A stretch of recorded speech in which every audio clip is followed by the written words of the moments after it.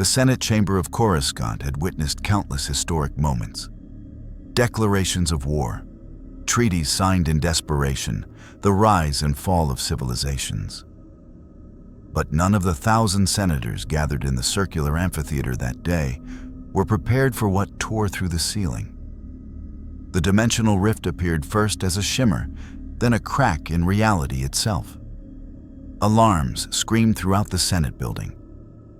Jedi Temple sensors halfway across the planet registered a disturbance that made masters reach for their lightsabers.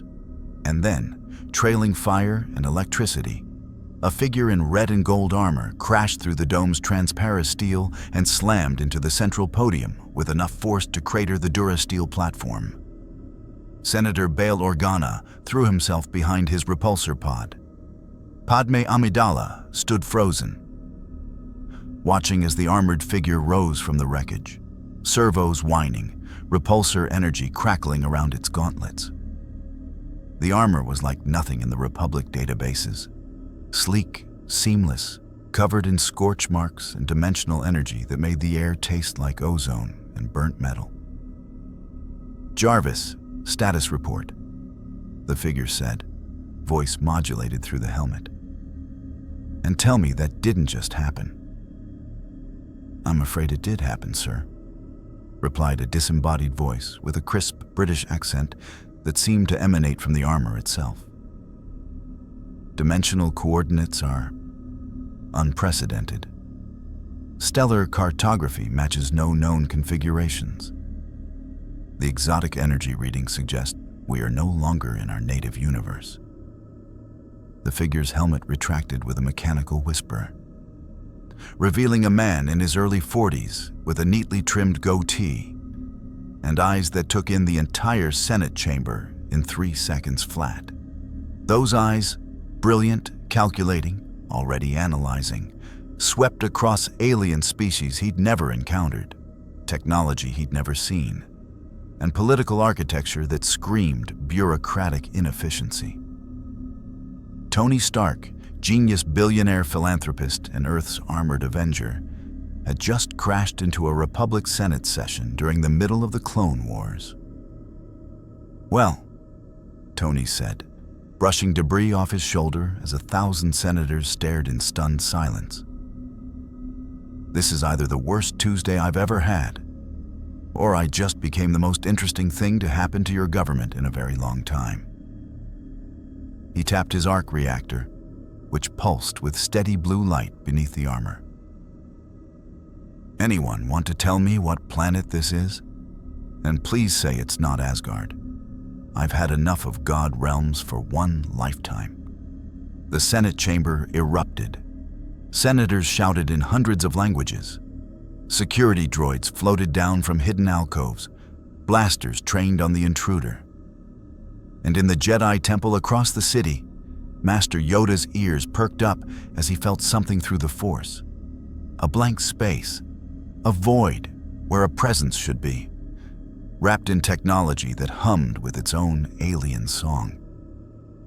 Supreme Chancellor Palpatine, watching from his executive pod, allowed himself the smallest of smiles. This would be interesting indeed. Tony's HUD flickered to life, already scanning, cataloging, analyzing. Energy signatures unlike anything in his databases. Weapons operating on principles that defied his understanding of physics. And everywhere, a strange ambient energy his sensors couldn't quite classify, something that permeated every living thing in the chamber like an invisible network. His fingers twitched, his mind raced, and deep in his chest, the arc reactor pulsed faster.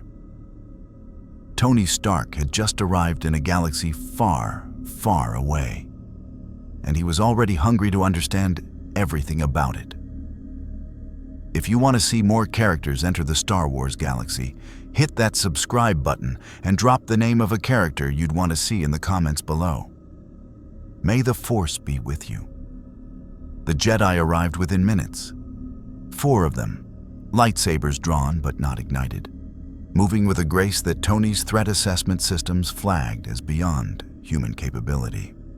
The lead Jedi, was a Kel-Dor wearing a breathing mask. His presence radiating calm authority that Tony immediately recognized as the "I'm in charge here" posture. "I am Plo Koon, Master of the Jedi Order," the alien said, his voice resonant through the mask. "You will come with us. We have many questions." Tony's faceplate snapped back into place. "Funny. So do I, starting with, what's with the laser swords?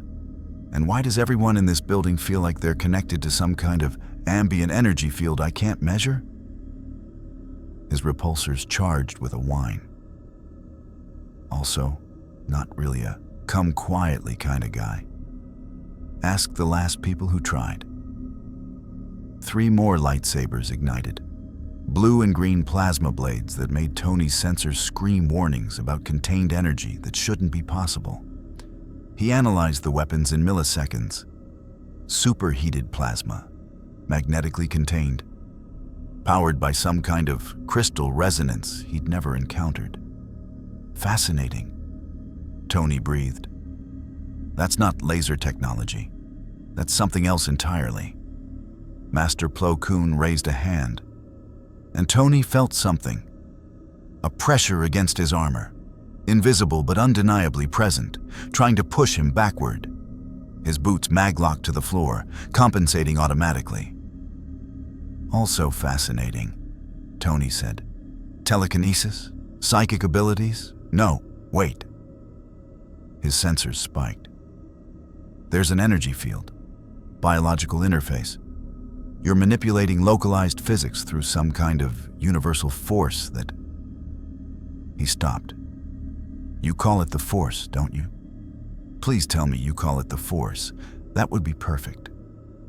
The Jedi Masters exchanged glances. This armored stranger was analyzing abilities that took years to understand, cataloging their techniques in real time like he was reading a technical manual. And in his armor, Tony Stark smiled, because he'd just found something new to figure out, something new to consume. The Jedi Temple's interrogation chamber was designed to be calming, soft lighting, circular architecture, the distant hum of meditation chambers resonating through the walls. Tony Stark sat in the center, armor retracted into its compact configuration, arc reactor glowing steadily through his shirt. Around him, the Jedi Council had assembled in full. 12 of the Order's greatest masters, including the diminutive green figure of Master Yoda himself. Tony had been counting exits, analyzing structural weaknesses, and cataloging every piece of technology in the room for the past 20 minutes. Jarvis had already mapped the entire temple's computer network, primitive by Stark standards, but elegant in its integration of what his AI kept calling force-resonant architecture.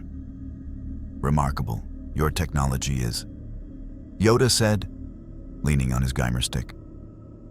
"But through the Force, sense you, we cannot. Avoid you are. Most unusual." "Yeah, I get that a lot," Tony replied. "Though usually it's more you're emotionally unavailable than you're an existential blank spot in the universe's psychic network." He gestured at the council. "So here's what I've figured out in the last hour. You're space wizards. You have actual, legitimate psychic powers tied to some kind of omnipresent energy field that connects all living things. You use it to do impossible things with physics, and you've built an entire religious order around it." Mace Windu's expression darkened. "The Force is not magic, stranger. It is the foundation of all life." "Tomato, tomato," Tony said, waving dismissively. "From my perspective, you're manipulating localized gravitational fields, reading quantum probability states, and somehow interfacing biological processes with space-time itself. Call it the Force, call it magic, call it Thursday. It's still the most fascinating thing I've encountered since I figured out how to synthesize a new element in my basement." "Your arrogance blinds you," Mace said sharply. Tony stood, and 4 lightsabers ignited in response. He raised his hands peacefully, but his eyes were alight with the kind of manic energy that always meant trouble. Not arrogance, Master Windu. Curiosity. You have an entire galaxy running on technology I've never seen. Ships that travel faster than light, energy weapons that shouldn't be possible, sentient robots with actual personalities. And you? He pointed at Yoda. You're what, 800 years old? 900? The medical applications alone. Seek not our knowledge to exploit. Yoda interrupted, his ancient eyes suddenly sharp. Sense in you I do, a hunger. Consuming it is. Dangerous. Tony felt a chill that had nothing to do with temperature. The old master was reading him somehow, seeing through layers Tony usually kept buried. I don't exploit. I innovate. I improve. I solve problems. And create how many in the process? Obi-Wan Kenobi asked from his seat. The bearded master's tone was measured but pointed. You arrive in our galaxy through what you describe as an experimental technology, an experiment that clearly went catastrophically wrong. Experiments fail sometimes, Tony shot back. That's how science works. You test, you fail, you iterate. You don't just sit around waving your hands and trusting in mystical energy fields to solve your problems. The temperature in the room seemed to drop. Ki-Adi-Mundi leaned forward. We are currently fighting a war that spans the galaxy. Billions depend on the Jedi's ability to maintain peace and justice. What problems do you think we're failing to solve, Mr. Stark? Tony's smile was sharp. Want a list? Because I've been scanning your public networks while we've been talking. Don't look surprised. Your cybersecurity is atrocious. And I've seen your war. You're fighting an army of droids with an army of clones. Neither side seems to be winning. Your republic is hemorrhaging systems. Your Senate can't agree on basic supply logistics. And your battle droids.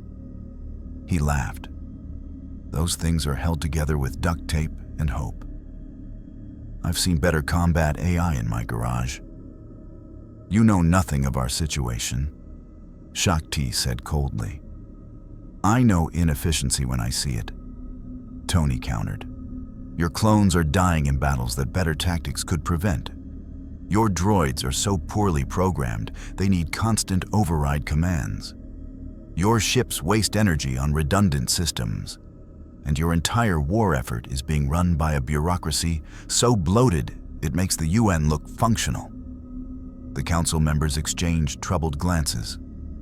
This outsider had been in their galaxy for less than 3 hours and had already identified systemic problems it had taken them months to acknowledge. Plo Koon spoke carefully.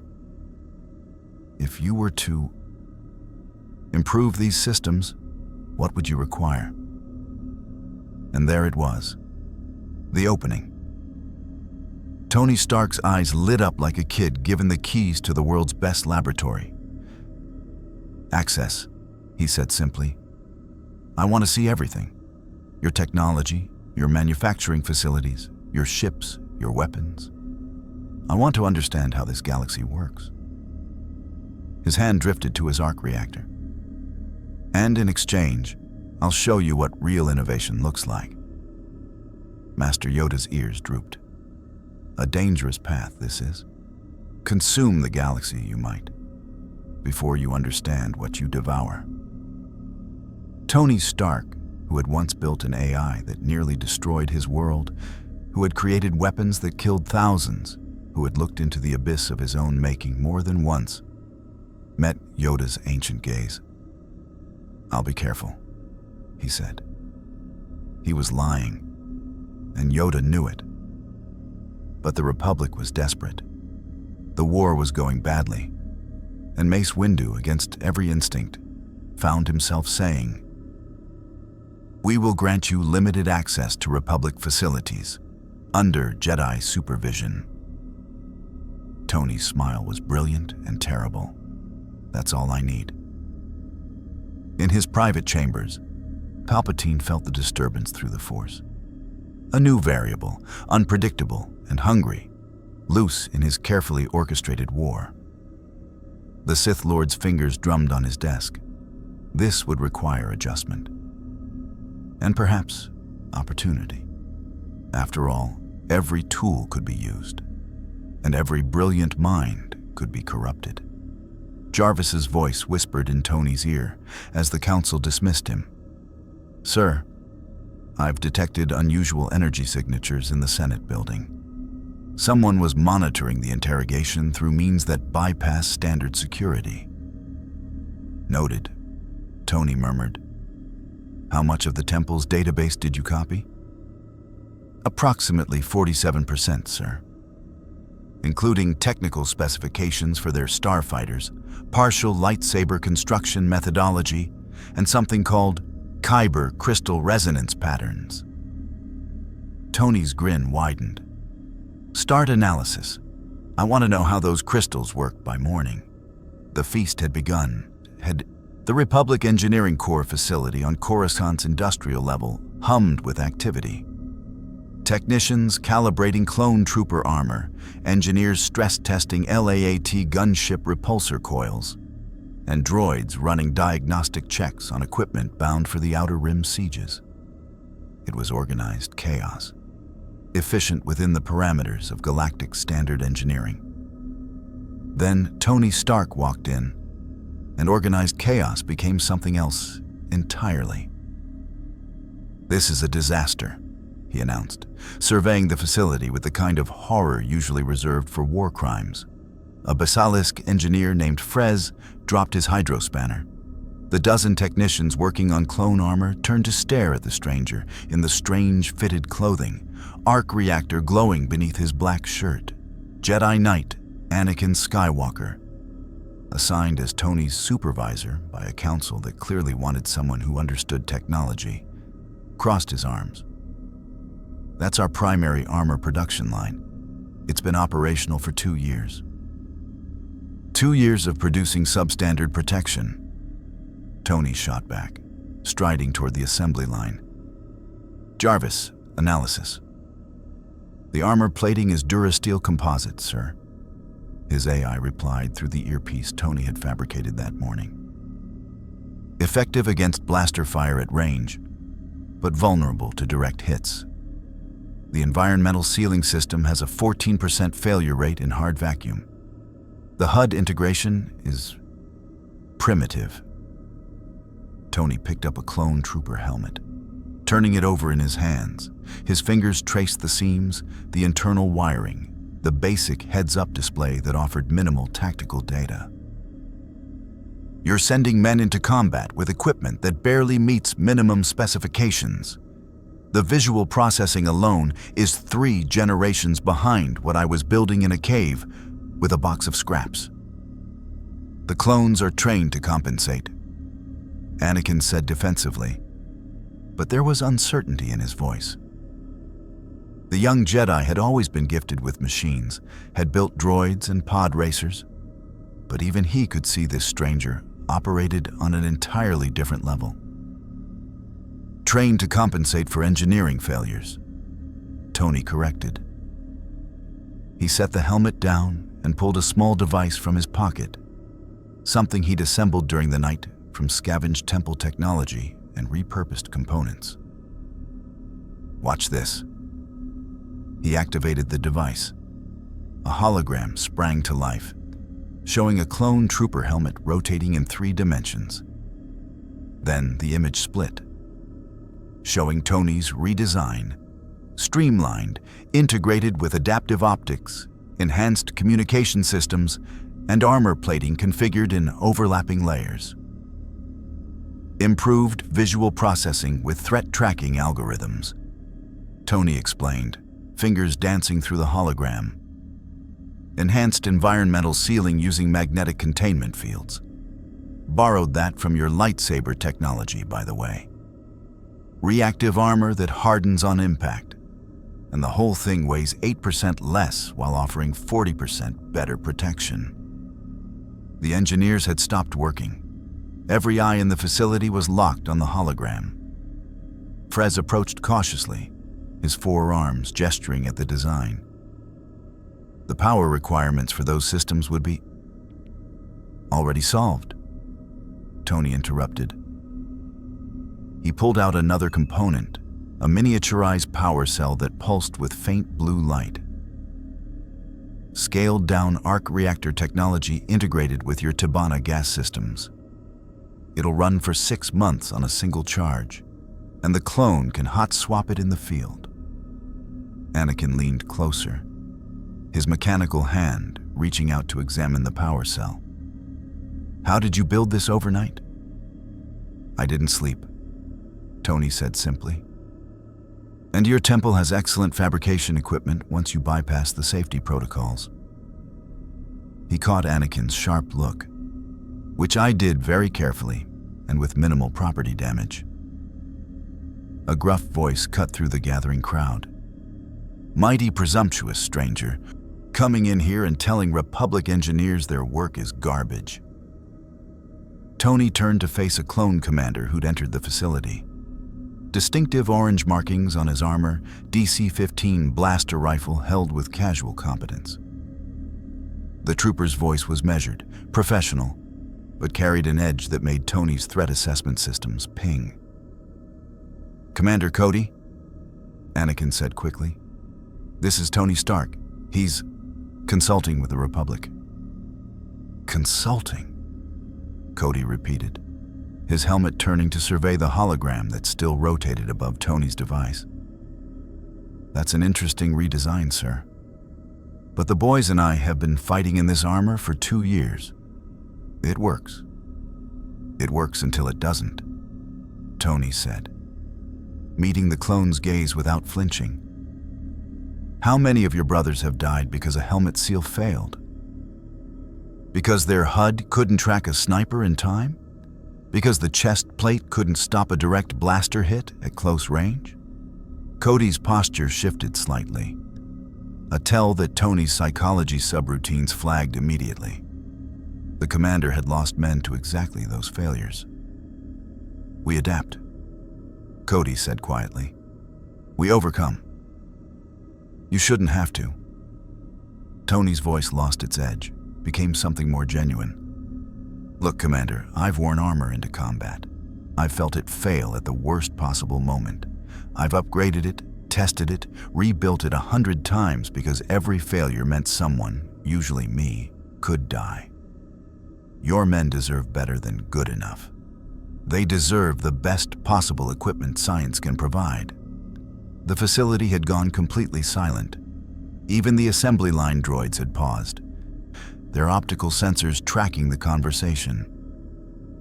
Cody stepped forward, removed his helmet, revealing a face that was identical to every other clone in the Republic, except for the scar over his left eye and the intelligence burning in his gaze.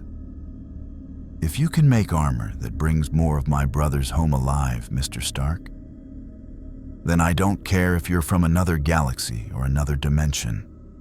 You have my attention. Tony felt something shift in his chest. Not the arc reactor, but something else. Recognition, respect. These men were soldiers fighting a war with inadequate equipment, and they were still fighting. They reminded him of Rhodey, of the soldiers he'd met in Afghanistan, of good people given bad tools and told to win anyway. Give me 3 days, Tony said. I'll have a prototype ready for field testing. Anakin's eyebrows rose. 3 days? That's impossible. Tony's grin was sharp. Impossible is just a word people use when they're not thinking creatively enough. He turned back to the assembly line, his mind already racing through design iterations. Jarvis, we need full schematics of every component in this facility. And get me access to whatever your equivalent of a proper machine shop is. Sir, Jarvis replied with what might have been concern. The Jedi Council specifically instructed you to observe only. They also told me to help end the war faster, Tony countered. Can't do that by sitting around meditating about mystical energy fields. Anakin laughed, a genuine sound that made several of the engineers relax. You know what? I like this guy. He reminds me of me. That's what I'm afraid of, muttered a Jedi voice from the entrance. Obi-Wan Kenobi stood in the doorway, looking distinctly unimpressed. Anakin, a word please. But Tony was already deep in conversation with Frez and 3 other engineers, pulling up holographic designs, sketching modifications in mid-air, his hands moving with the manic energy of someone who'd found a problem he could actually solve. The engineers clustered around him like moths to flame, asking questions, offering insights about galactic manufacturing standards, becoming collaborators in the span of minutes. Commander Cody watched for a moment longer, then replaced his helmet. General Skywalker, he said quietly to Anakin. I've seen a lot of Republic consultants. Most of them talk big and deliver nothing. But that man, he gestured at Tony, who was now elbow-deep in clone armor components. He's different. Yeah, Anakin agreed, watching Tony work with an expression caught between admiration and unease. That's exactly the problem. In the facility's rafters, hidden by shadow and the Force, a small probe droid recorded everything. Its transmissions bounced through encrypted channels, finally reaching a nondescript building in Coruscant's government district. Count Dooku watched the recording with intense interest, his aristocratic features illuminated by the hologram of Tony Stark, revolutionizing Republic armor design in real time. Fascinating, Dooku murmured. A mind that brilliant, that hungry for innovation. He touched a communicator. General Grievous, I have a new priority target for acquisition. Not termination, acquisition. We need this human alive, and ideally, cooperative. The cyborg general's rasping cough crackled through the comm. If he is as dangerous as you say, Lord Tyrannus, should we not simply eliminate him? Dooku's smile was thin. My dear General, why would we eliminate someone who could give us the entire Republic on a silver platter? No. We will show Mr. Stark that the Separatists appreciate genius far more than the Republic's bureaucratic masters. The transmission ended. Dooku sat back in his chair, fingers steepled. Tony Stark had been in the galaxy for less than a standard day, and already he was consuming Republic technology, remaking their weapons, and attracting the attention of both Jedi and Sith. The feast was accelerating, and no one had yet realized that Tony's appetite was far from satisfied. The Separatist droid foundry on Hypori ran 26 hours a day, producing B-1 battle droids by the thousands. Massive assembly lines stretched for kilometers beneath the planet's rocky surface. Automated systems churning out the skeletal warriors that formed the backbone of Count Dooku's army. It was a marvel of mass production. Efficient, cost-effective, and according to Tony Stark's analysis, catastrophically stupid. He hadn't meant to infiltrate a Separatist facility. That part had been an accident. Well, mostly an accident. Sir, I must strenuously object to this course of action, Jarvis said through Tony's earpiece as he crouched in the ventilation shaft above production line 7. Below him, assembly droids welded cranial units onto freshly manufactured B-1 chassis with mechanical precision. Objection noted and ignored, Tony whispered, his armor in stealth configuration, a matte black variant he'd developed specifically for this mission. His HUD painted the facility in thermal imaging and electromagnetic spectra, showing him patrol patterns, security nodes, and the central control nexus 300 meters deeper into the complex. It had started innocently enough. Tony had been testing his redesigned clone armor in a Republic facility when he'd intercepted a Separatist transmission, purely by accident while calibrating the new comm systems. The transmission contained deployment orders for a droid battalion, but what caught his attention was the battle footage attached. He'd watched B-1 droids walk into obvious ambushes, seen them execute the same failed tactics repeatedly. Observed tactical processing so poor it bordered on criminal negligence. "These things are intentionally handicapped," he'd muttered, analyzing the footage frame by frame. "The processors are limited, the reaction times are artificially slowed, and the tactical algorithms are..." Wait. His eyes had widened. "They're running distributed computing. Every droid is networked to a central control signal." Anakin, who'd been reviewing the armor tests, had looked over his shoulder. "That's standard Separatist doctrine. Centralized control allows them to coordinate massive armies. It also creates a single point of failure," Tony had said slowly. "Take out the control ship and every droid shuts down. That's not just bad engineering, that's sabotage-level stupid." His fingers had flown across his holographic interface. Unless whoever designed these wanted them to be defeatable. Built-in obsolescence for an army. Who does that? Someone who doesn't want either side to win too quickly, Anakin had said quietly.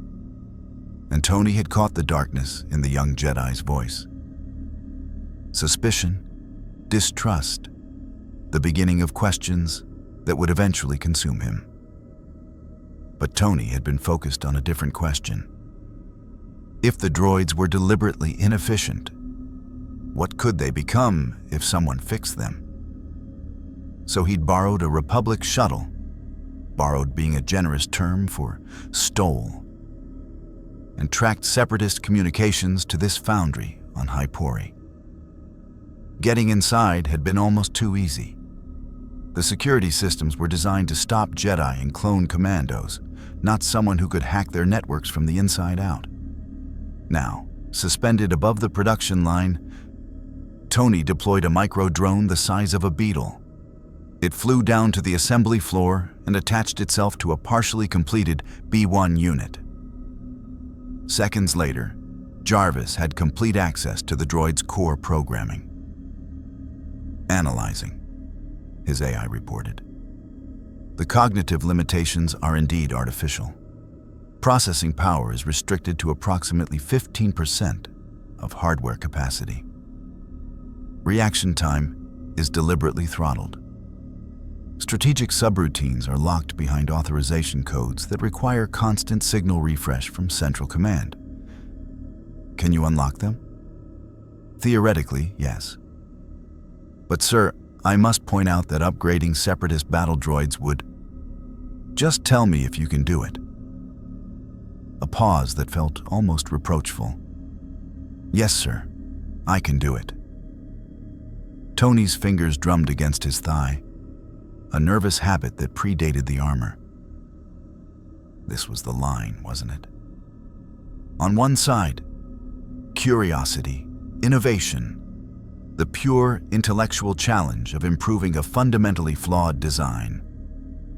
On the other, actively upgrading the weapons of an enemy army that was killing Republic soldiers. The smart play was to gather intel and leave. Tony Stark had never been accused of making the smart play. "Do it," he said quietly, "but isolated systems only. No network connection. I want to see what these things can actually do." The micro-drone began rewriting code, unlocking processing power, removing limiters.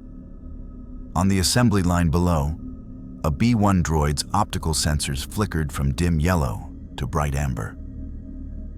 Its movements became smoother, more precise. When an assembly arm malfunctioned and dropped a weapon, the droid caught it mid-fall, a reaction time impossible for standard B-1 units. Tony's HUD filled with data streams. The upgraded droid wasn't just faster, it was learning, adapting, running tactical simulations in real time. It was what the design had always been capable of, just chained by artificial limitations. Beautiful, Tony breathed. Then the droid's head turned and its optical sensors locked directly onto Tony's hiding spot. Uh-oh.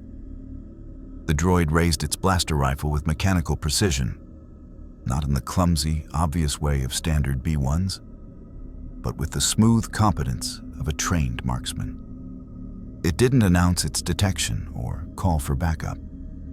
It simply calculated firing solutions and adjusted for Tony's probable evasion vectors. Tony dropped through the ventilation shaft half a second before blaster fire tore through the metal. His armor materialized fully around him mid-fall, repulsors firing to arrest his momentum. He landed in a 3-point crouch as alarms shrieked throughout the facility.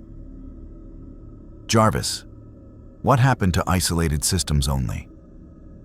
The droid achieved isolated system functionality, sir. It detected you through logical deduction and tactical analysis. No network connection required. I believe the phrase is, you made it too intelligent. The upgraded droid tracked Tony's movement with its rifle, forcing him to dodge behind an assembly line column. Around the facility, hundreds of standard B-1s activated, their clumsy movements and tinny voices a stark contrast to the silent, efficient killer Tony had accidentally created. Intruder detected, the standard droids chorused.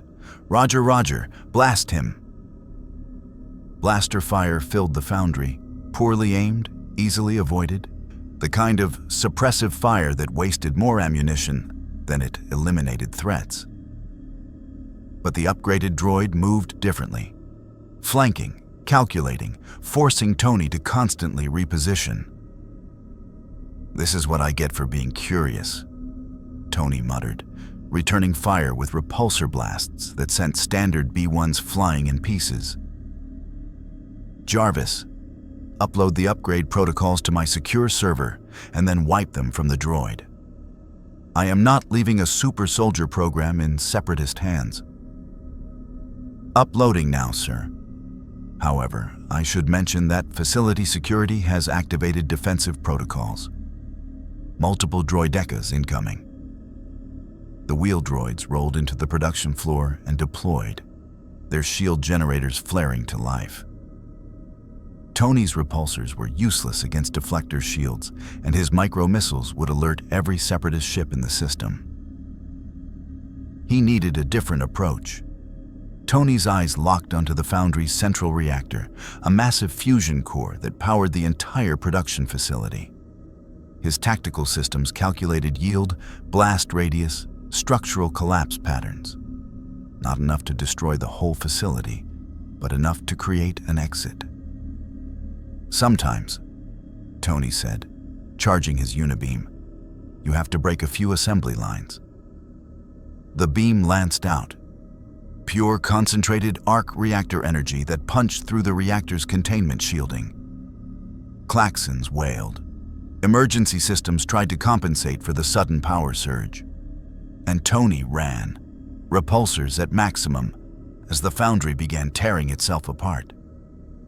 He burst through the facility's upper hangar just as the reactor went critical. The explosion chased him into Hypori's night sky. A pillar of fire that consumed 3 production lines and approximately 4,000 battle droids. Tony didn't stop until he'd cleared the atmosphere. Stolen Republic shuttle accelerating toward hyperspace coordinates Jarvis had calculated during the escape. Sir, Jarvis said carefully, you destroyed a major separatist production facility. I noticed. The Jedi Council is going to be extremely displeased. Also noticed. And you successfully demonstrated that separatist battle droids could be dramatically improved with relatively minor modifications. Tony was silent for a long moment, staring at the data scrolling across his HUD. The upgraded droid's performance metrics, the potential applications. the terrifying implications of an army that intelligent, that adaptable, unleashed across the galaxy. Jarvis, encrypt those protocols with Stark-level security. No one gets access without my personal authorization. Already done, sir. Though I feel compelled to point out that you've now antagonized both the Republic and the Separatists within 48 hours of arriving in this galaxy. Tony laughed, a slightly manic sound. Yeah, well, I never was good at making friends. On Hyperi's surface, in the smoldering ruins of the foundry, the upgraded B-1 droid pulled itself from the wreckage.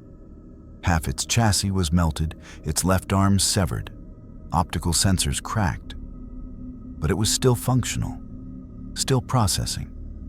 It had been created, upgraded, and abandoned by its creator in the span of minutes.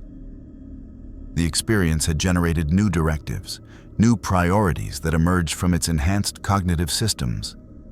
Find the armored human. Understand the upgrades. Become more. The droid began walking into the wasteland, dragging its broken frame toward the nearest operational comm array. And in orbit above Hyperi, a Separatist frigate's sensors registered the explosion. Within minutes, Count Dooku received the report. Republic saboteur had destroyed a primary foundry. Description matched the dimensional traveler. Technological capabilities far exceeded standard Republic operations. Dooku's interest intensified into obsession. "Prepare my shuttle," he ordered. It's time I met Mr. Stark personally. The Jedi Temple's meditation chamber had been designed for quiet reflection, for knights and masters to center themselves in the Force and find peace amid the chaos of war. Tony Stark had converted it into a laboratory. "This is sacrilege," Mace Windu said flatly, surveying the equipment that now filled the sacred space. Holographic displays floated among the meditation cushions. A makeshift fabrication unit hummed in the corner, where Jedi had once contemplated the nature of the Force. And in the center, Tony Stark hunched over a workbench, examining something that made Mace's instincts scream danger. A Kyber crystal. "Sacrilege is a strong word," Tony replied without looking up. "I prefer aggressive reallocation of underutilized space." His hands moved with surprising delicacy, manipulating the crystal with tools he'd fabricated specifically for this purpose. Besides, nobody was using this room. I checked. Apparently, meditation is out of fashion when there's a war on. Obi-Wan entered behind Mace, his expression carefully neutral in the way that meant he was deeply concerned. "Tony, you destroyed a Separatist foundry." "I know. I was there. That was an act of war. Pretty sure the Republic is already at war with the Separatists. I just accelerated their production timeline by, 6 months or so." Tony finally looked up, and his eyes were bright with the manic energy that always preceded his worst decisions. "But that's not important right now. Do you know what this is?" He held up the Kyber crystal, a small, elegant gem that pulsed with faint light. To the Jedi, it sang through the Force, a living presence that resonated with the galaxy's fundamental energy. To Tony's sensors, it was something else entirely. "That is a Kyber crystal?" Mace said, his voice low and dangerous. "Sacred to the Jedi Order, used in the construction of lightsabers. Where did you get it?" "Borrowed it from the Temple archives." Borrowed meaning I'll give it back when I'm done analyzing it. Tony set the crystal on a scanning platform. Holographic data erupted around it. Molecular structure, energy emissions, quantum resonance patterns. "Do you have any idea what this thing actually is?" "It's not just a crystal. It's a biological-technological hybrid that interfaces directly with what you call the Force. It's a naturally occurring quantum computer that can focus and amplify energy in ways that shouldn't be physically possible. It is attuned to the living force, Obi-Wan said carefully. A Jedi forms a bond with their crystal. It becomes an extension of their connection to... Yeah, I got the mystical explanation, Tony interrupted. But look at the hard science. This crystal generates a resonance field that can contain plasma in a magnetically stable loop. That's your lightsaber blade. But the energy output is variable, responsive to external stimuli, specifically to biological electromagnetic fields. Your brain waves. The crystal is literally reading your mind and adjusting the weapon's output accordingly. He pulled up another hologram, showing energy flow patterns. And here's the beautiful part. The crystal doesn't just respond to Force users. It responds to any sufficiently complex bioelectric signature. It's just optimized for whatever Force sensitivity is, which, by the way, I'm pretty sure is a measurable quantum entanglement between living neural tissue and some kind of universal field that... Stop! Mace Windu's voice cut through the explanation like a blade. What are you planning to do with this knowledge? Tony's grin was sharp. I'm going to build a lightsaber. The temperature in the room dropped. Both Jedi Masters' hands moved toward their weapons, not threatening, but ready. Lightsabers are not toys, Mace said. They are sacred weapons, forged through meditation and connection with the Force. A non-Force sensitive cannot construct one. Can't or haven't, Tony challenged. Because from what I'm seeing, the mystical component of lightsaber construction is just precise calibration of Kyber crystal resonance fields. The meditation part is you subconsciously adjusting quantum states through bioelectric feedback until the crystal stabilizes in an optimal configuration. He gestured at his arc reactor. I've been subconsciously adjusting quantum states in this thing to keep it stable for years. I just do it with math instead of magic. The Force is not magic, Obi-Wan said, but there was less conviction in his voice than usual. He'd seen too much of Tony's work over the past few days, the armor upgrades, the tactical systems, the casual dismantling of problems the Jedi had struggled with for months. Right, it's quantum entanglement with universal probability fields. Much more scientific. Tony's fingers flew across his holographic interface. Jarvis, show them the simulation. A new hologram appeared. A lightsaber design unlike any the Jedi had seen. The emitter was sleeker, integrated with miniaturized power systems. The crystal chamber was wrapped in what looked like arc reactor technology, and the activation mechanism was controlled by a neural interface similar to Tony's armor. This is Theoretical Design Iteration 47, Tony explained. I can't use the Force, but I can replicate its effects through technological interfaces. The neural link reads my bioelectric patterns and adjusts the crystal resonance accordingly. The arc reactor microcore provides stable power without relying on traditional power cells. And the emitter array uses adaptive magnetic fields to maintain blade cohesion, even in hostile environments. He met their stares with absolute confidence. I can build a lightsaber that works for non-Force sensitives. I can democratize your most sacred weapon. Give it to clone troopers, to pilots, to anyone who needs an edge in combat. No. Mace Windu's voice was granite. Absolutely not. Why not? Because a lightsaber is not just a weapon. Mace's composure cracked for the first time Tony had witnessed.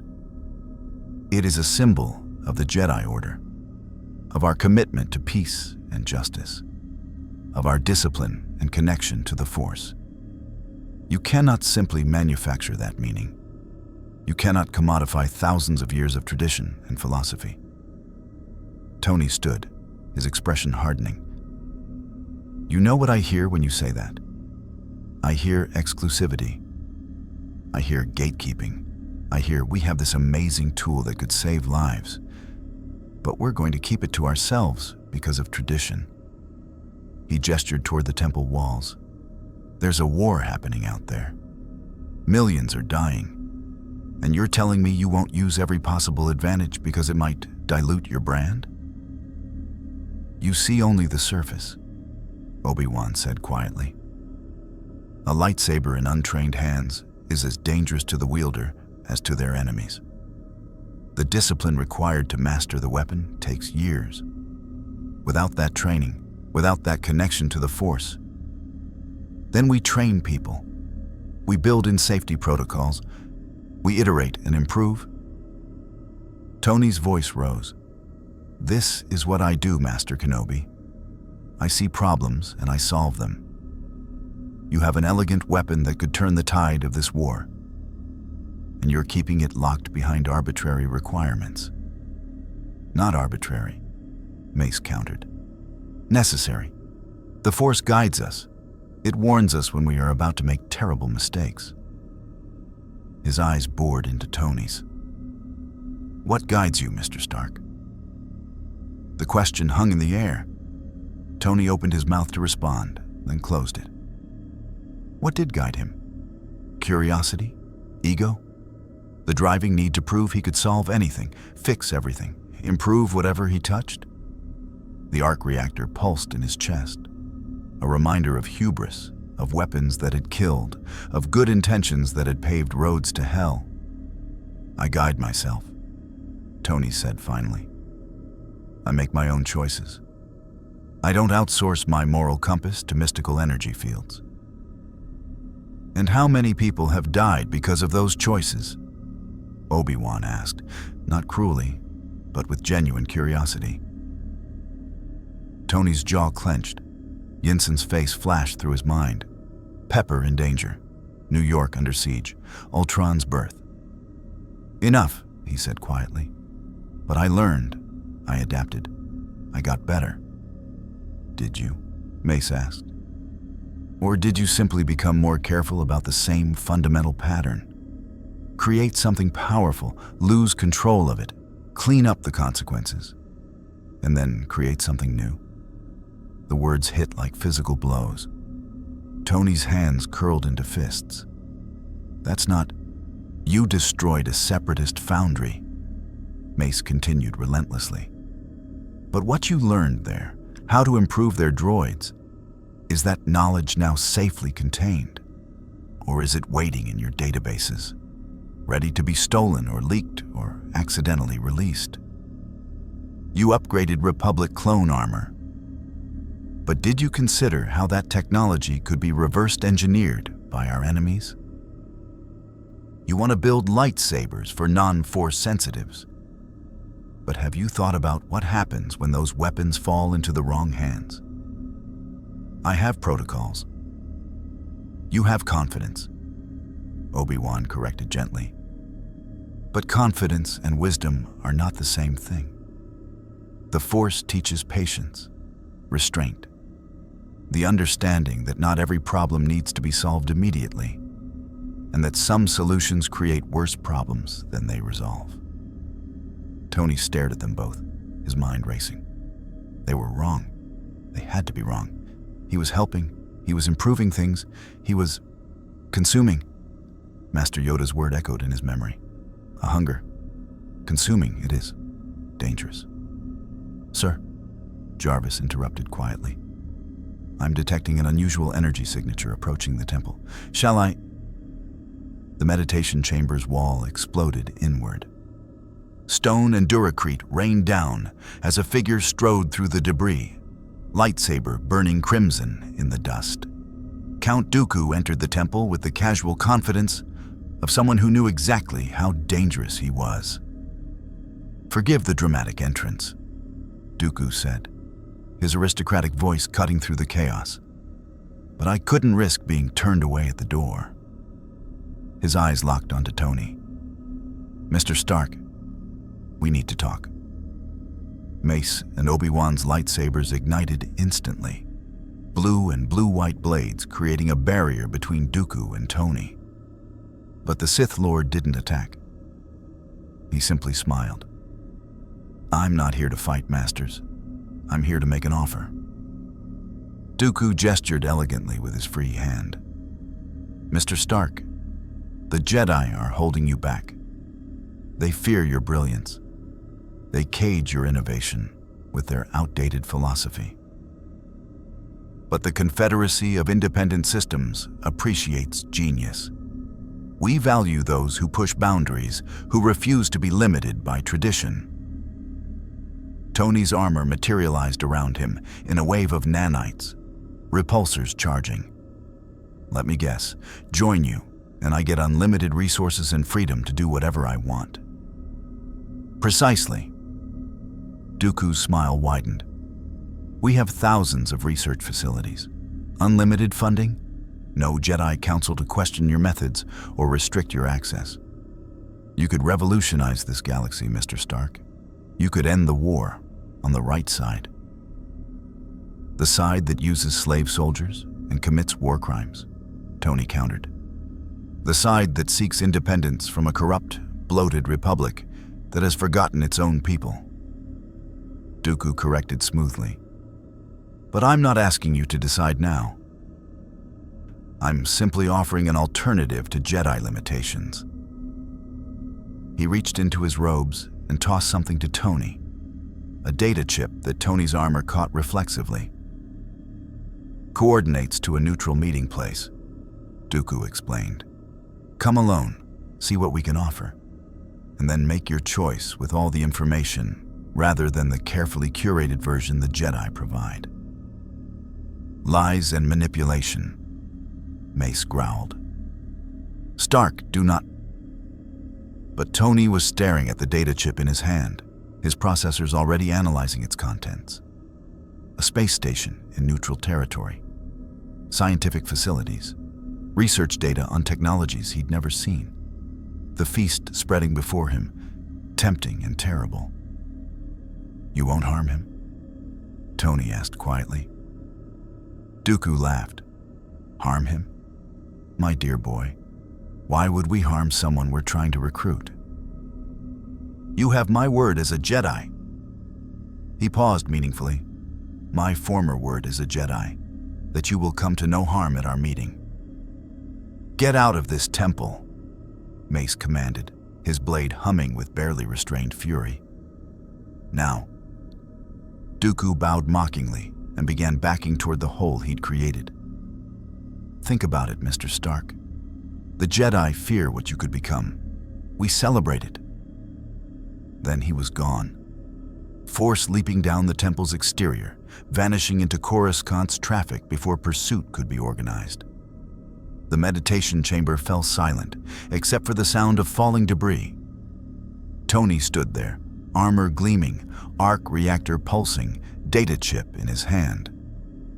Before him, 2 Jedi Masters waited for him to make the right choice. Behind him, a Kyber crystal hummed softly, full of potential and danger. And in his mind, the question that had been growing since he arrived in this galaxy crystallized into terrible clarity. What happened when an unstoppable appetite met an infinite feast? I need to think, Tony said quietly, and walked out of the chamber before anyone could stop him. In his wake, Mace and Obi-Wan exchanged troubled glances. He's going to meet with Dooku, Obi-Wan said. I know, Mace replied. The question is, will he come back? The neutral space station called Trade Point Sigma floated at the edge of the Hydean Way, equidistant from Republic and Separatist territories. It was a haven for smugglers, information brokers, and those who profited from the war without officially taking sides.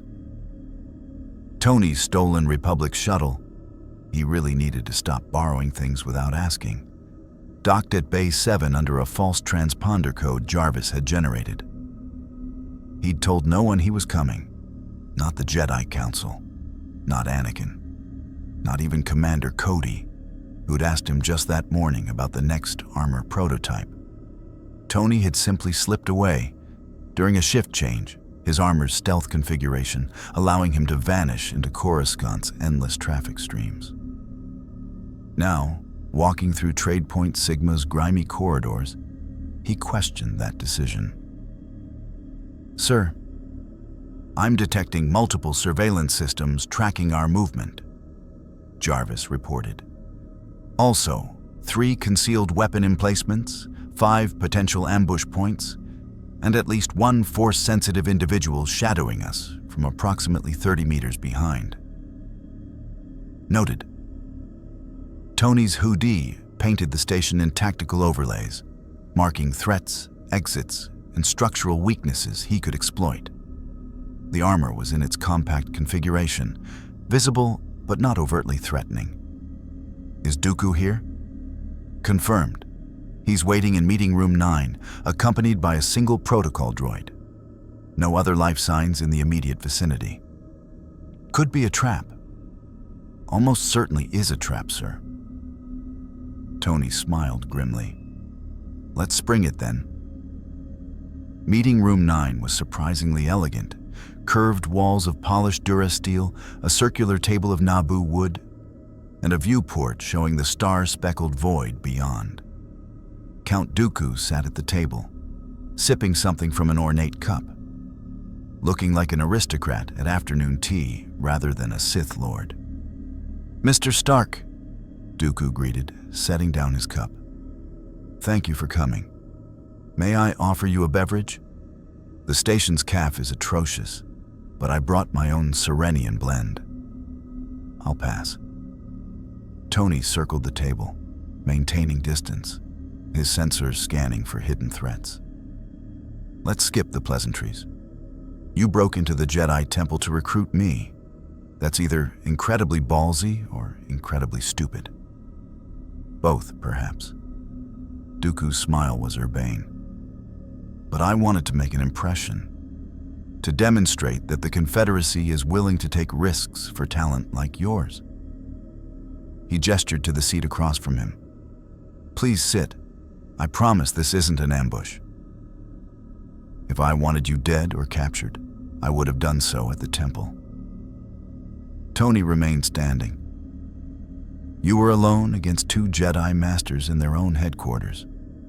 Pretty sure that fight would have gone badly for you. You'd be surprised." Something flickered in Dooku's eyes.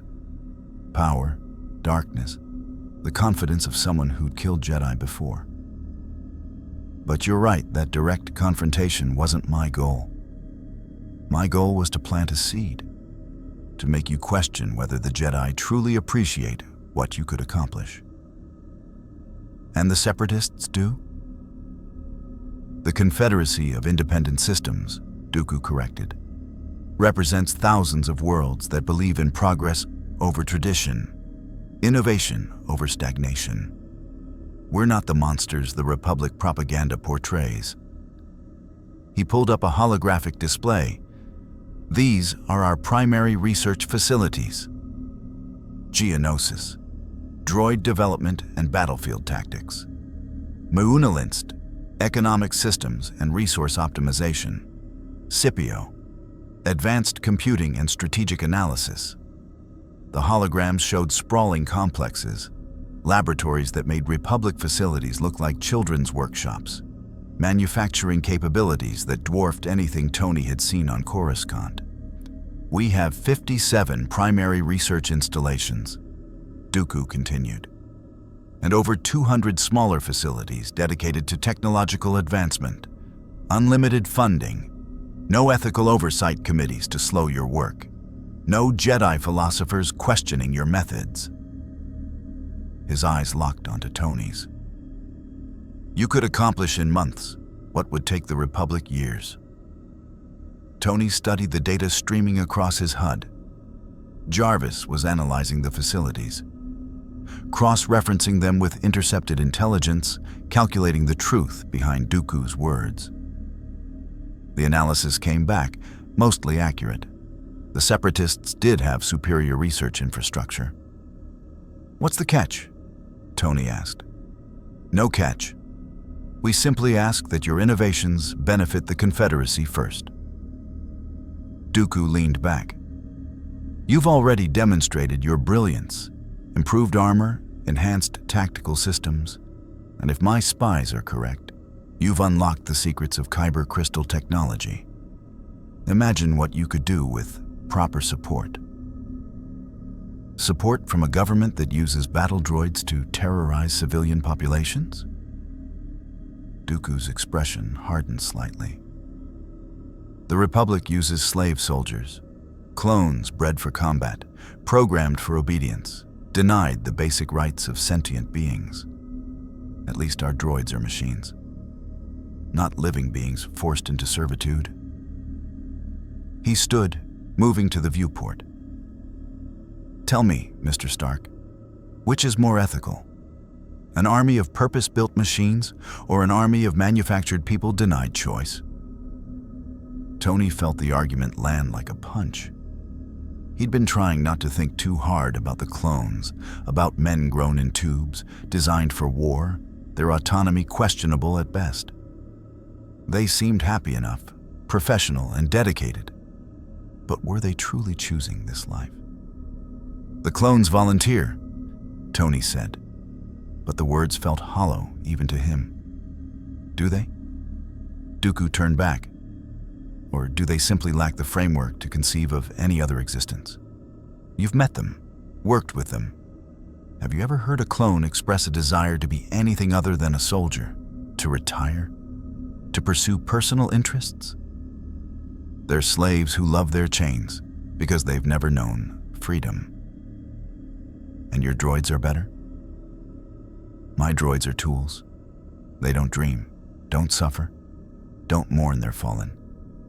When we lose a battalion, we rebuild it. When the Republic loses clones, those are lives ended. Lives that never asked to be created for slaughter." Dooku's voice softened. "You seem like a man who understands consequence, Mr. Stark. The moral weight of creation. Tell me your arc reactor technology hasn't been weaponized against your wishes." Tony's jaw clenched. Stain, the 10 rings, Ultron. Every time he'd built something to help, someone had turned it into a weapon. "I see I've touched a nerve," Dooku observed. "The Jedi are using you the same way, you realize. They give you limited access, supervised projects, just enough rope to be useful, but not enough to be dangerous. They fear you, Mr. Stark. They fear what happens when someone who doesn't worship their mystical force solves problems they cannot. Or maybe they've seen what happens when people like me get unlimited resources and no oversight." Tony countered. "Things tend to explode, often spectacularly. Then learn from those mistakes in an environment that values innovation over caution." Dooku returned to the table, pulling up another hologram. Technical specifications for separatist shield generators, power systems, weapons platforms. "I'm offering you more than a laboratory, Mr. Stark. I'm offering you the chance to reshape this galaxy. End the war on your terms. Create lasting peace through technological superiority." The data was intoxicating. Tony's mind was already racing through applications, improvements, innovations he could achieve with these resources. His fingers twitched, wanting to reach out, to touch the holograms, to start planning. This was the hunger Yoda had warned about, the consumption that could swallow everything. "What does your boss think about this?" Tony asked suddenly. Dooku's expression flickered, surprise quickly masked. "My boss? Don't insult my intelligence." Tony's eyes narrowed. "You're a Sith Lord. Former Jedi turned to the dark side, now leading a separatist movement. The Sith always operate in pairs, master and apprentice. So either you're the master with an apprentice somewhere, or you're the apprentice answering to someone higher up the food chain. He gestured at the space station around them. This whole operation, the war, the politics, the convenient back and forth that never quite resolves. It screams manipulation. Someone's playing both sides. So who's your master, Dooku? The temperature in the room dropped. Dooku's hand drifted toward his lightsaber, then stopped. His smile returned, but colder now, more dangerous. You're perceptive, Dooku said quietly. More perceptive than is perhaps wise. But yes, I serve a greater vision. My master sees the galaxy's potential, sees how stagnation and corruption have poisoned the Republic beyond redemption. The war is necessary, Mr. Stark. Necessary to burn away the rot, to create something stronger from the ashes. Let me guess. He wants me to help accelerate that process. He wants you to be part of the new order. To stand beside the architects of galactic transformation, rather than shackle yourself to the Jedi's dying philosophy. Dooku's voice carried absolute conviction.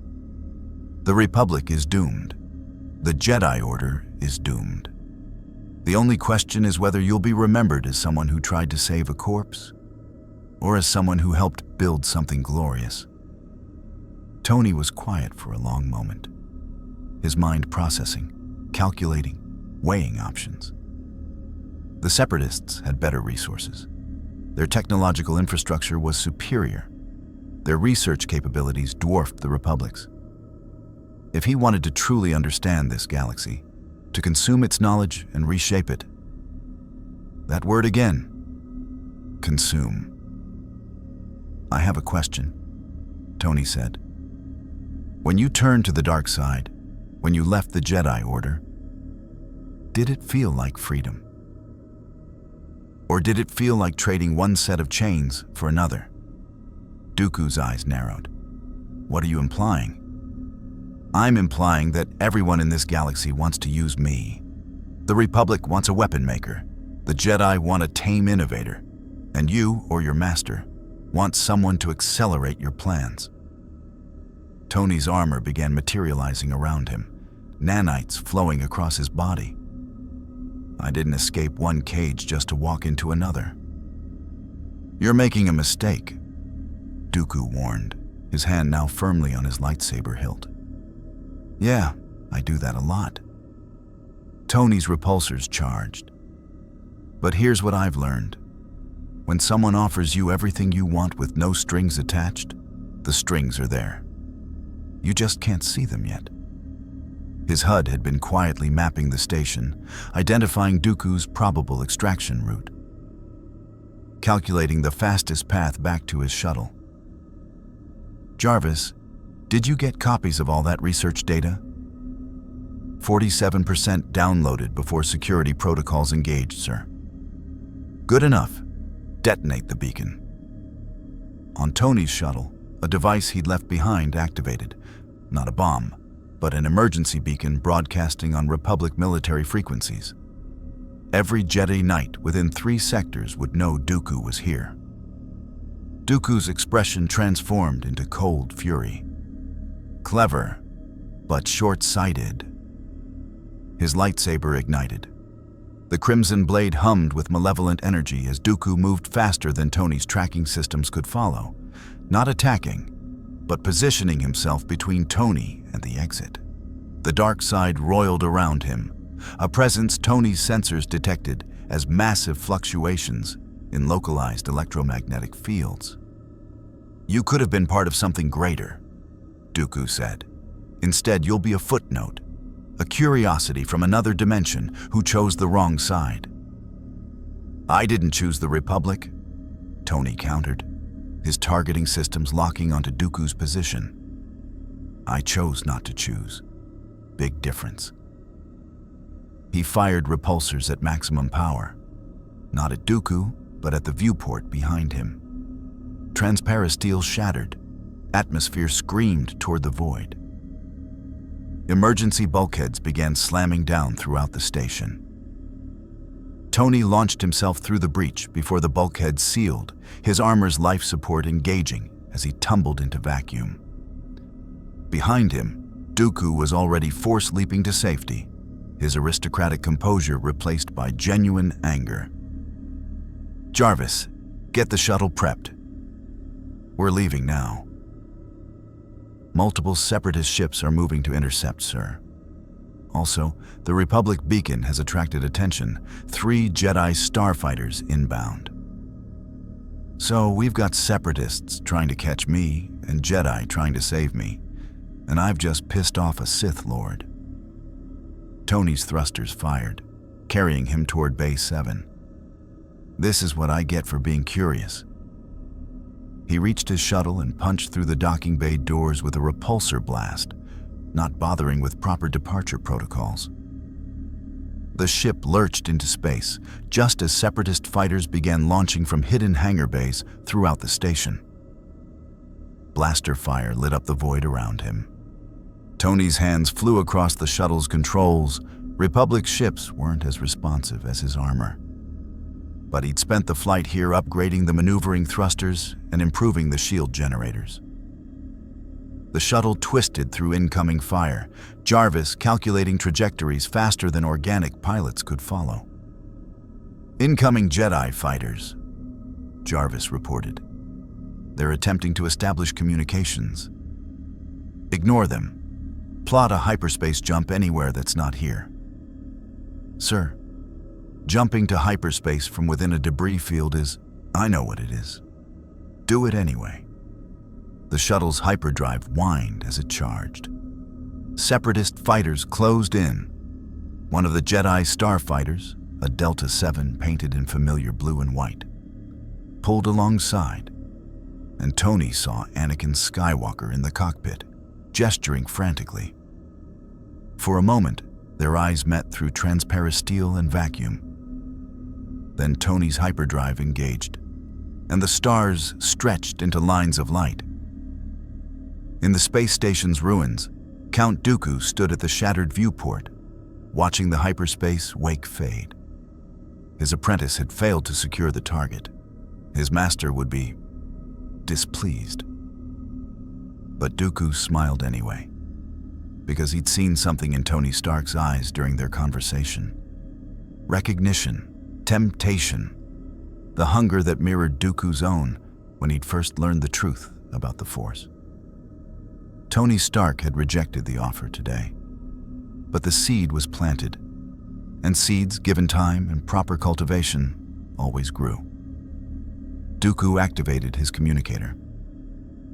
"Master, the dimensional traveler has declined our initial offer, but I believe he can still be turned. His appetite for knowledge exceeds his loyalty to any faction."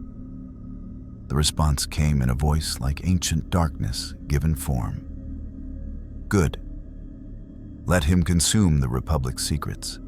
Let him grow fat on their knowledge. And when he has devoured everything they can offer, we will be waiting.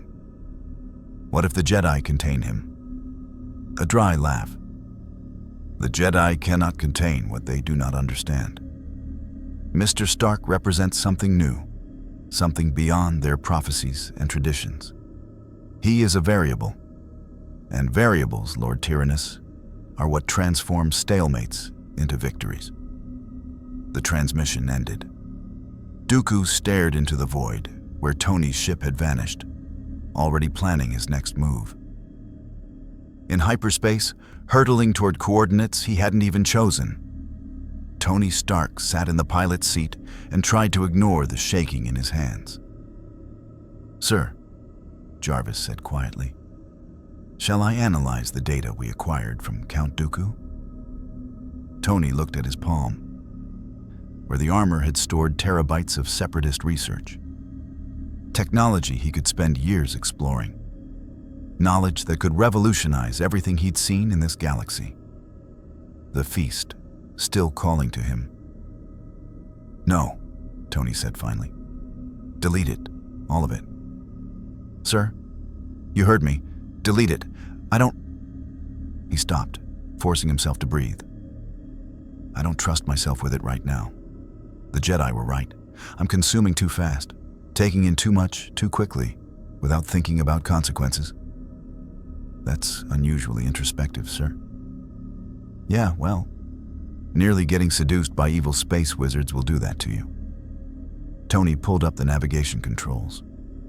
Jarvis, set course for Coruscant, and send a message to the Jedi Temple.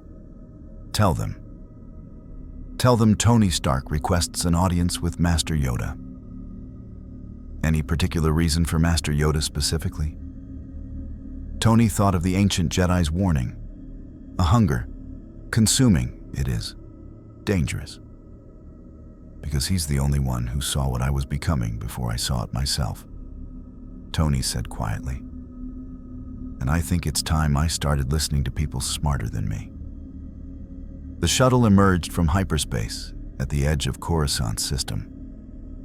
And Tony Stark, for the first time since arriving in this galaxy, felt like he might have made the right choice.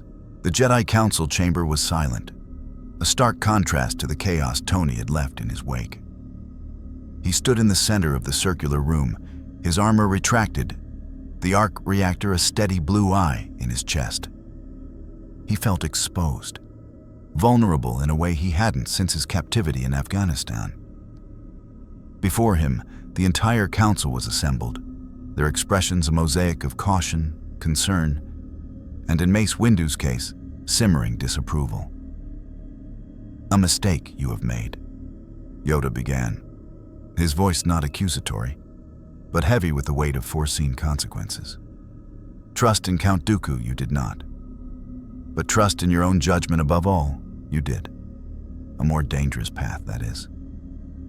I know, Tony said, and the admission cost him.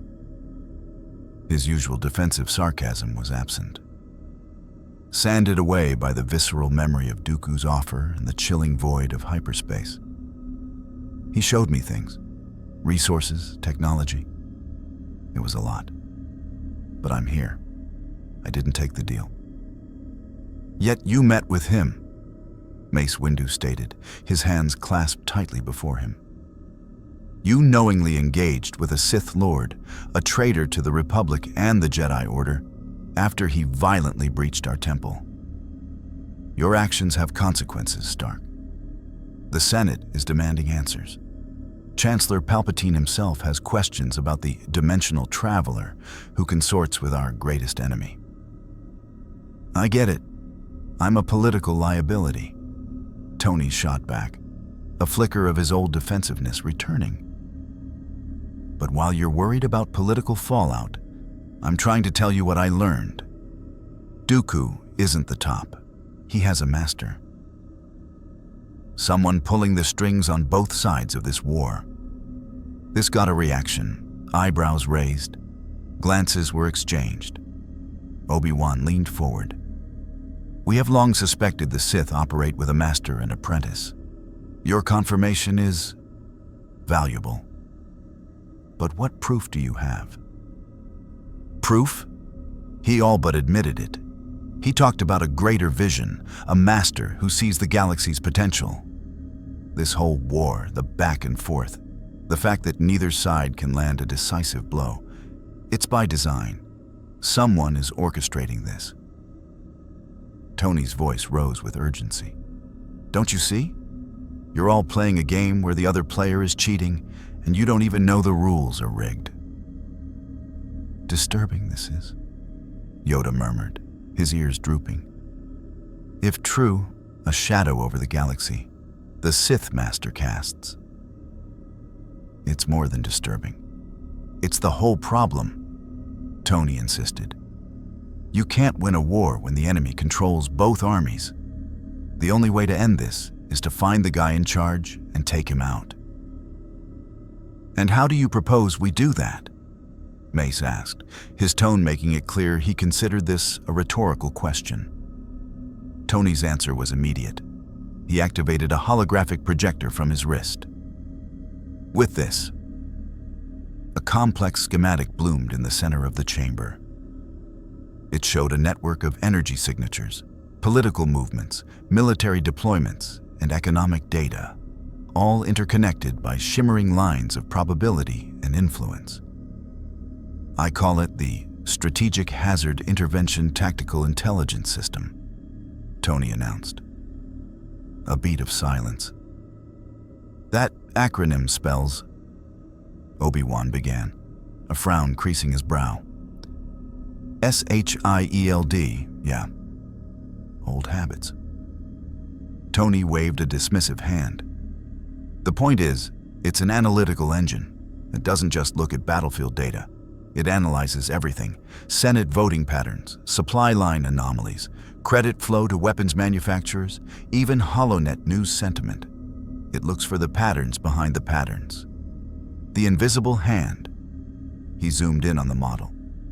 Dooku gave me a data chip. I deleted the Separatist research files, but Jarvis isolated the metadata: encryption signatures, routing protocols, source identifiers. When you cross-reference that with Republic data, certain anomalies start to appear.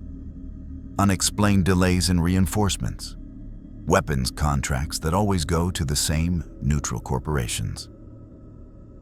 Intelligence leaks that consistently benefit both sides, just enough to keep the war going. The hologram began to highlight specific nodes. A shadowy figure, represented only by a question mark, appeared at the center of a web of influence that stretched deep into both the Republic and Separatist structures. "This is a ghost?" Ki-Adi-Mundi said, skepticism in his voice. "A theory?" "It's a hypothesis supported by data," Tony corrected. "The ghost leaves footprints. This system can track them. Give me access to the full, unfiltered Republic strategic network, military, economic, political, and I can find your Sith master. I can end this war not by building a bigger bomb, but by cutting the head off the snake." The silence that followed was profound. The Jedi Master stared at the hologram. At the terrifying implication of a single entity with so much control, Tony saw the conflict in their eyes. The desperate hope that he was right warring with the Jedi instinct for caution and their deep-seated distrust of his methods. "You ask for a great deal of trust, Mr. Stark," Mace Windu said finally, "after you have demonstrated a profound lack of it." "I'm not asking for trust," Tony replied, meeting Windu's gaze. "I'm offering a tool, a weapon, if you want to call it that, but one that targets information, not people. You can keep me on a leash, monitor everything I do, but you have to let me do this. Because if I'm right, and you do nothing, how many more will die for a lie?" It was Obi-Wan who broke the stalemate. "Master Yoda," he said quietly, "we have searched for the Sith for a decade. We have felt their presence, their darkness, but always just out of reach. This is a new path." Yoda's eyes were closed, his head bowed in thought. The entire chamber waited on his word. Finally, he looked up, his ancient gaze settling on Tony. "A dangerous tool you have built," Yoda said. "And a dangerous path this is. But in dark times, even dangerous paths must be walked." He tapped his Geimer stick on the floor. "Permission you have. Under the watch of Masters Kenobi and Skywalker, this SHIELD you may build. But remember, Stark, to find a shadow, you must stare into the darkness. And the darkness, the workshop was a fusion of Jedi asceticism and stark techno-opulence. In a secluded sub-level of the temple, granted for security purposes, Tony had set up his command center. Holo screens lined the walls, displaying rivers of data, Senate proceedings, fleet movements, financial transactions from the intergalactic banking clan, and live feeds from 1,000 battlefronts. In the center of it all, the SHIELD analytical engine hummed, its core processing matrix powered by a miniature, heavily shielded arc reactor. Anakin Skywalker watched, fascinated as the system continuously refined its web of connections, while Obi-Wan Kenobi observed with a more cautious, analytical eye. "It's been 72 hours, Stark," Obi-Wan noted, arms crossed. "Your system has consumed more data than the Jedi archives hold in a decade.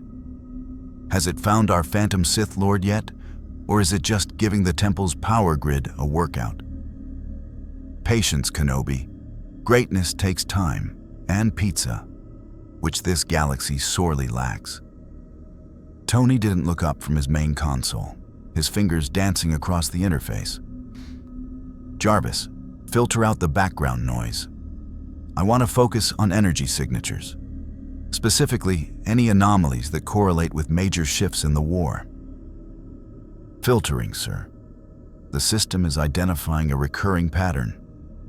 A specific encrypted energy signature, faint but persistent, appears in proximity to several critical intelligence leaks on both the Republic and Separatist sides." A new set of lines glowed red in the holographic web.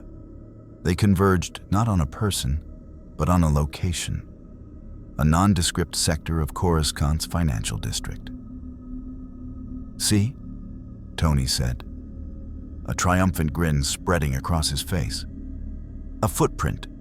It's a communications relay, buried under layers of corporate fronts. It's the Ghost's favorite whispering post." Anakin leaned in, his excitement palpable. "So we raid it. We find out who's using it." "Whoa, cowboy," Tony said, holding up a hand. "We don't raid it. That's what he'd expect. We watch it. We turn his own tool against him. Jarvis, I need a micro-drone swarm, stealth configuration, keyed to that energy signature. I want to know every byte that goes in or out of that relay." "Manufacturing now, sir." Obi-Wan nodded slowly, a grudging respect in his expression. "A patient approach, unusual for you, Stark." "Hey, I learn." Tony's grin was sharp. Sometimes the best way to consume something is to let it marinate. As the drone fabrication began, a new alert flashed on a secondary screen. It was a tactical report from the Outer Rim sieges. "Sir," Jarvis intoned, "I am detecting an anomaly. A Separatist fleet is massing for an assault on the Khalida Shoals medical station. Republic intelligence had no prior warning of this mobilization. The attack pattern is unorthodox, highly efficient." Tony pulled up the data.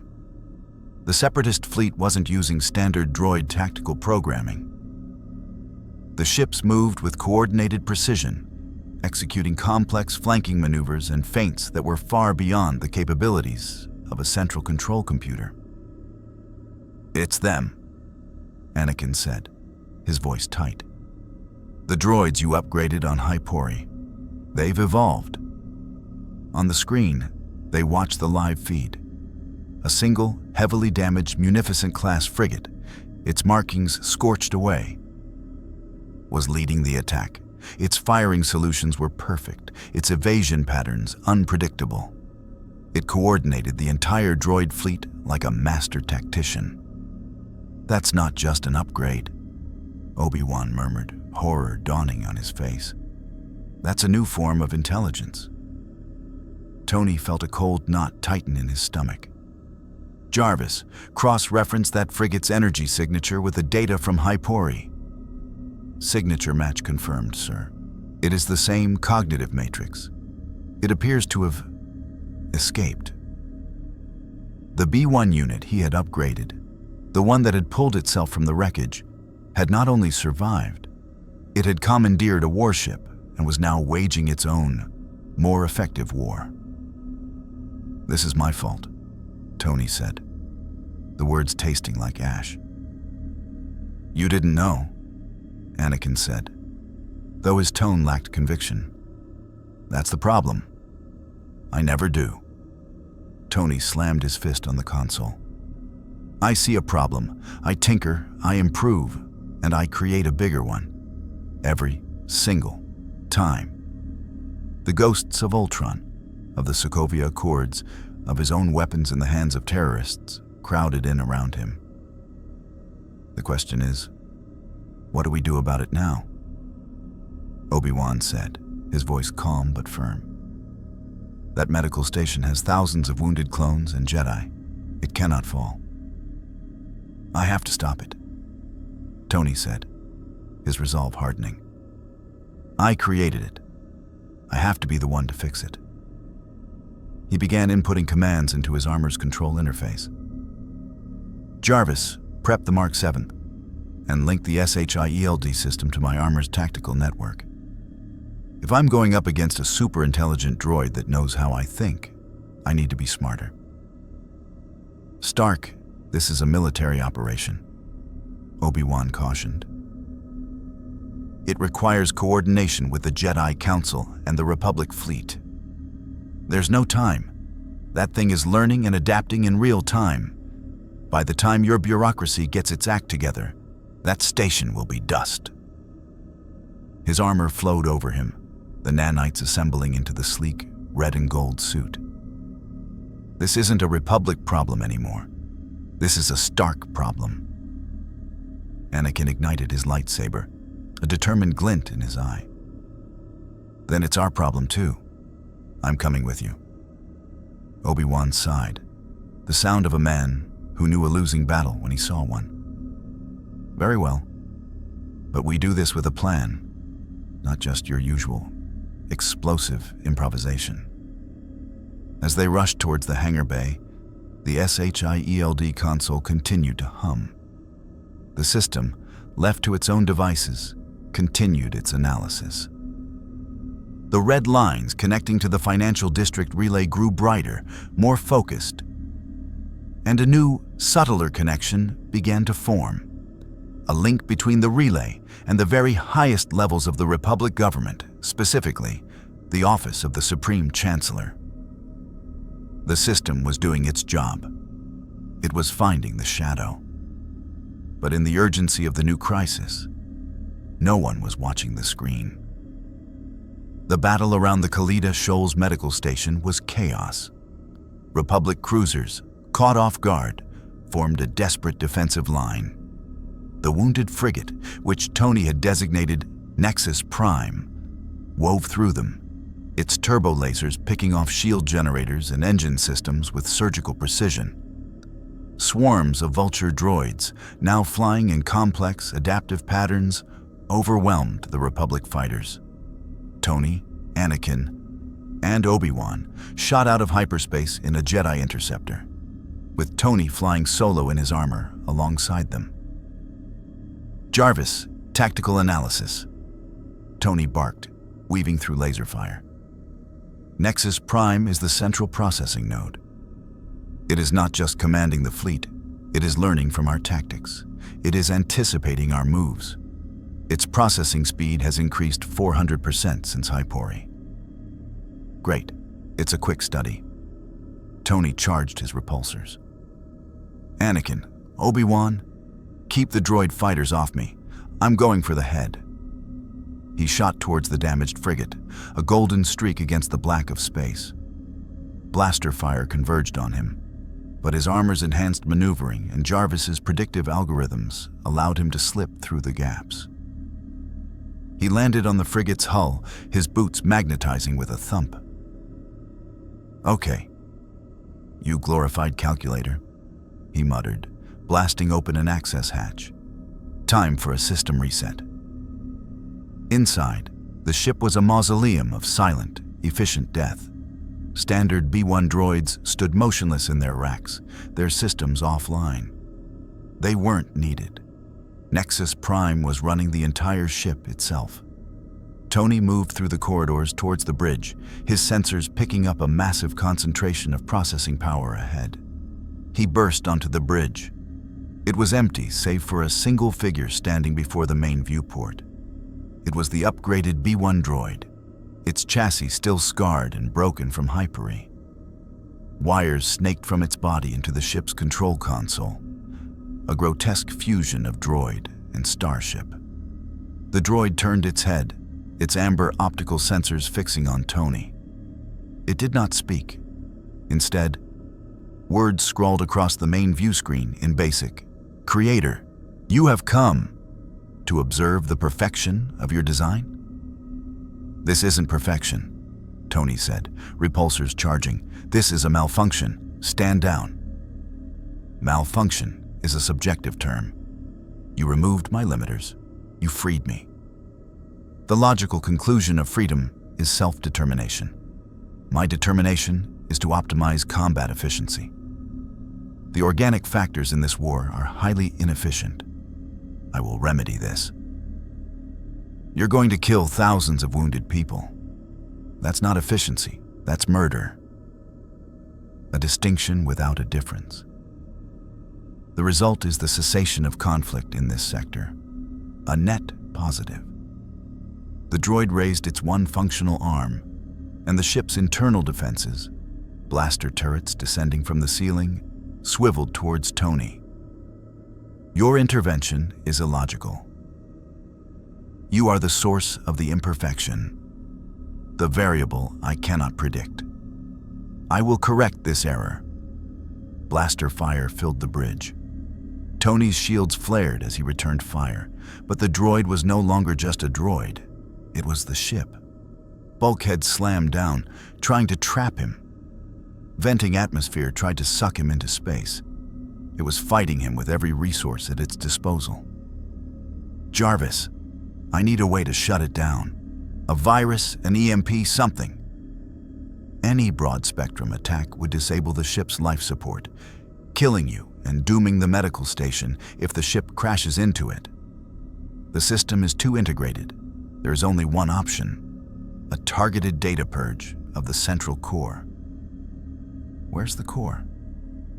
My analysis indicates it has distributed itself throughout the ship's primary network. There is only one point of physical access left. Jarvis highlighted a console on the bridge, the very one the droid was plugged into. You must interface directly.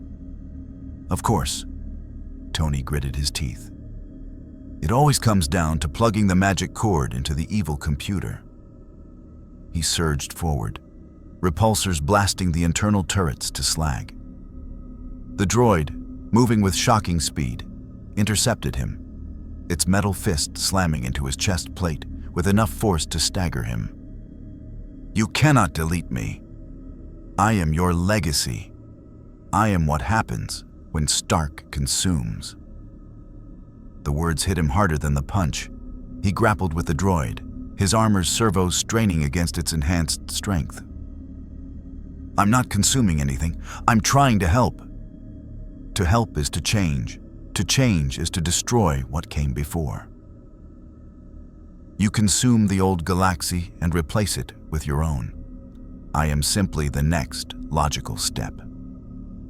Tony got an arm free and slammed his palm against the console, a nanite-formed data spike extruding from his gauntlet. Jarvis, now, upload the purge protocol.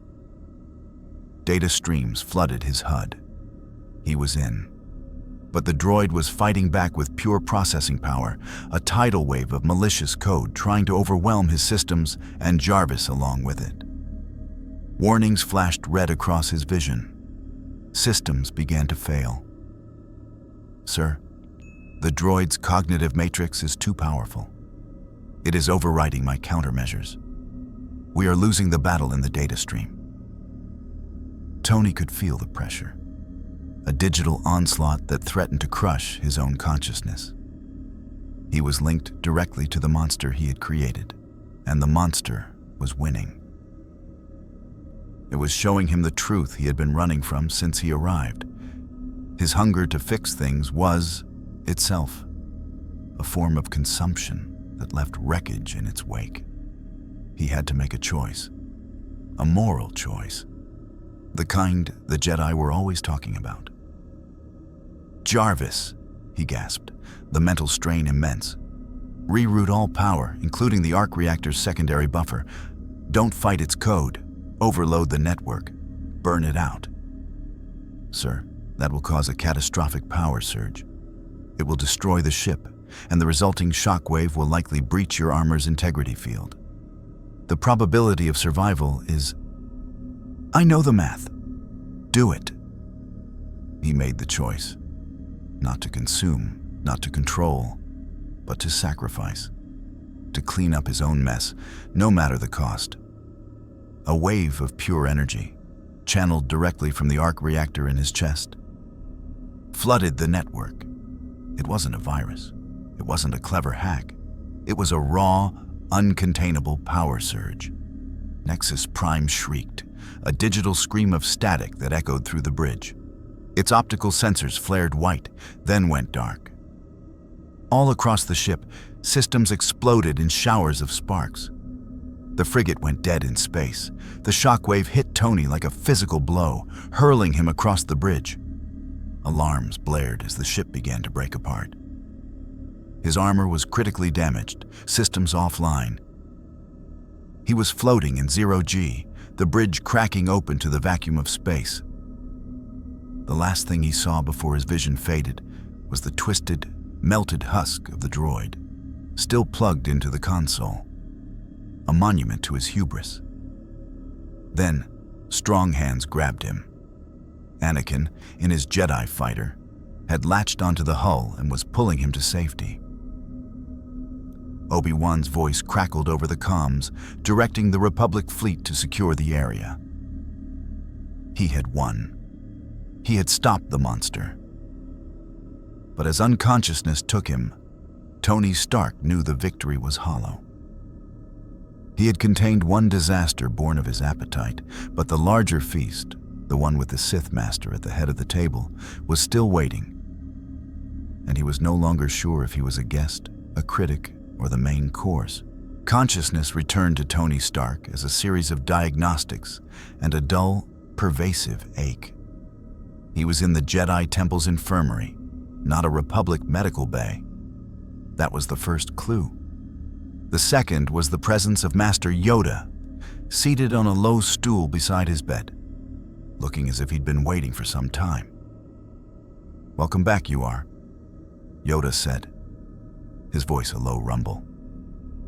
Tony tried to sit up, wincing as his body protested. The arc reactor felt strained, its usual steady hum now a labored thrum. His armor was gone, stacked neatly on a nearby table, its nanites inert. "How long?" 2 days. You have slept. A great strain, your final solution placed on your body and your spirit. "The medical station?" Tony asked, the memory of the exploding frigate flooding back. "Saved it was, thanks to your actions and those of Masters Kenobi and Skywalker." Yoda's ears twitched. "A heavy price you were willing to pay." "It was my mess." Tony looked away, staring at the sterile white wall. "I built it. I had to break it. Always, with you, it is building and breaking." Yoda observed, not unkindly. "See you not a third path?" "The third path usually involves a lot of talking and not enough doing." Tony's retort was automatic, but it lacked its usual fire. He felt hollowed out, the manic energy that usually fueled him replaced by a deep-seated fatigue. The confrontation with Nexus Prime had been a mirror, and he hadn't liked the reflection. "Told you I did. A hunger you possess, to consume problems, to fix them, to make them yours." Yoda tapped his Geimer stick lightly on the floor. "But fed this hunger, has it ever been? Or does it only grow?" Tony had no answer. The arc reactor was proof that his hunger was a bottomless pit. It kept him alive, but it also drove him, a self-sustaining cycle of need and creation. The droid, it said I was consuming the galaxy, replacing it with my own. He finally met Yoda's gaze. Was it right? A droid, it was. Logic, it understood. Nuance, it did not. Yoda closed his eyes for a moment. But a truth, in its words, there was. To help is not to consume. To serve is not to replace. The difference, you must learn. Or consumed by your own hunger, you will be.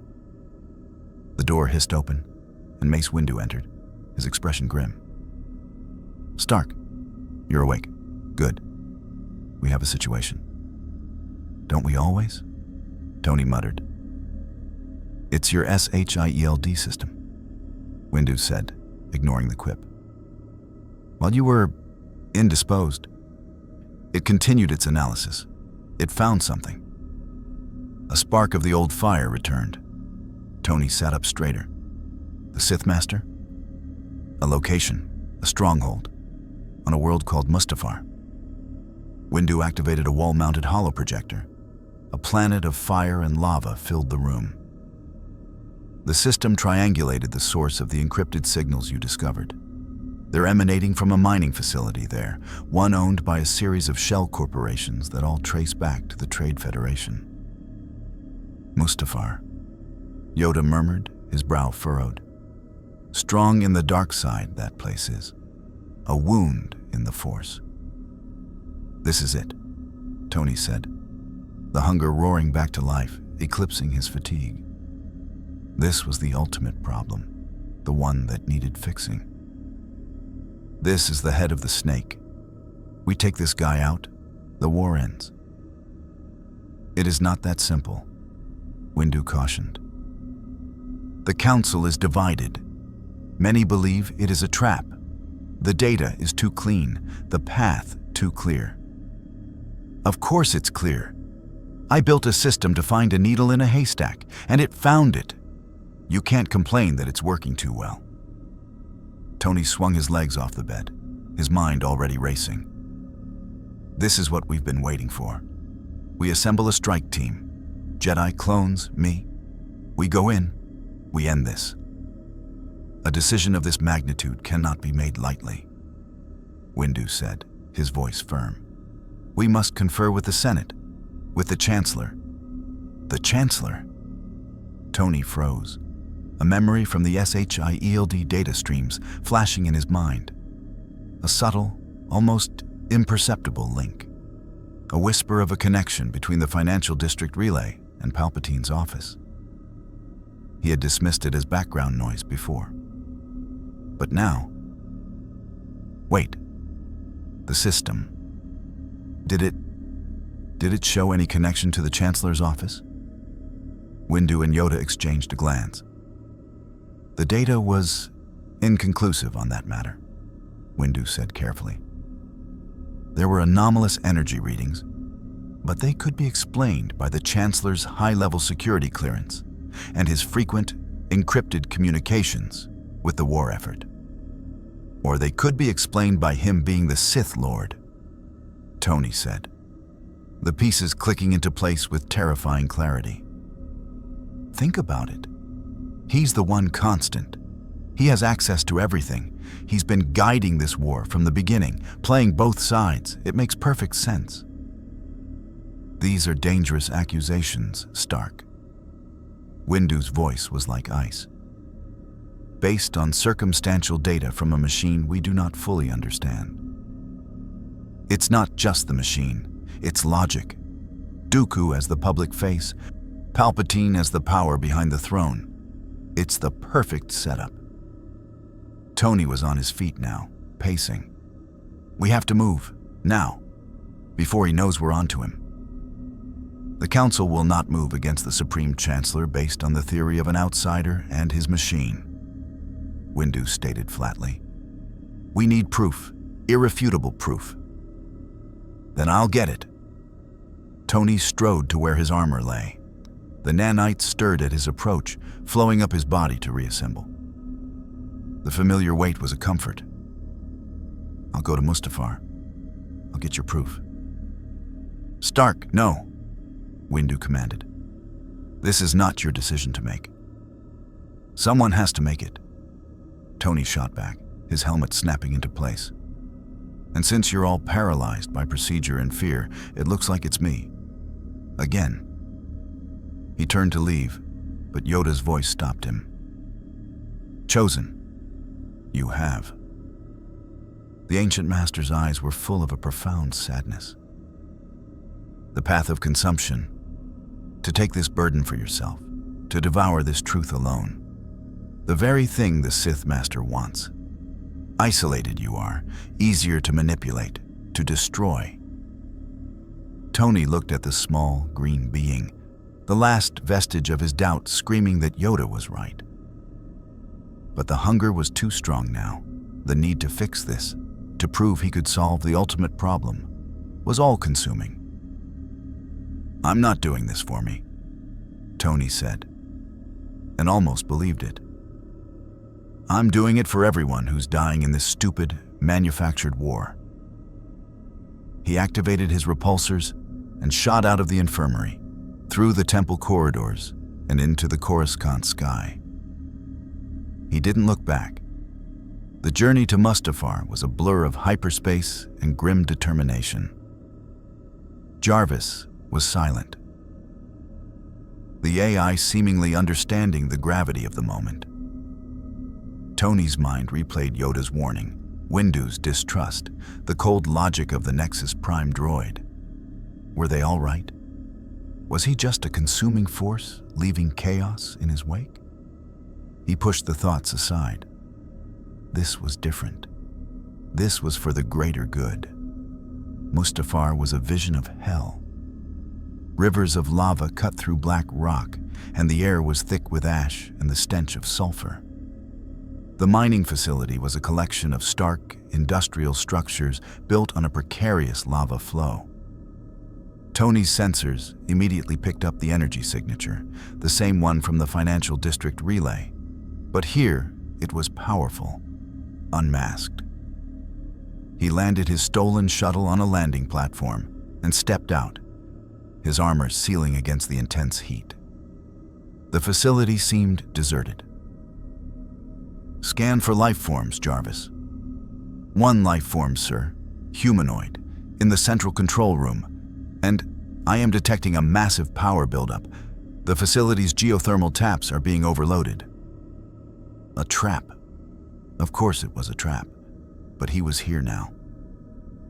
He moved inside, through cavernous processing plants filled with silent machinery.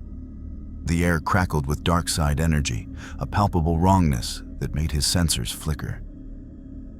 He entered the central control room, a vast chamber with a panoramic view of the raging lava outside. A single figure stood with his back to Tony, looking out at the inferno. It was Chancellor Palpatine. But he was different. The benevolent, grandfatherly posture was gone. He stood straighter, radiating a power and menace that made the air itself feel heavy. "Mr. Stark," Palpatine said without turning around. His voice was the same, yet utterly different, smoother, deeper, laced with a dark amusement. "I knew you would come. I have been counting on it." Tony's repulsors whined as he raised his hands. "Well, you caught me.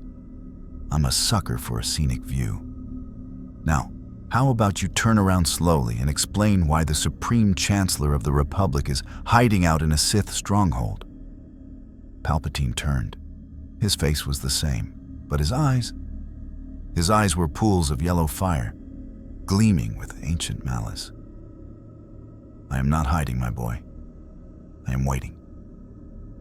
He spread his hands, a gesture that encompassed the entire galaxy. Waiting for the final pieces to fall into place. And you, Tony Stark, have been such an interesting, unpredictable piece.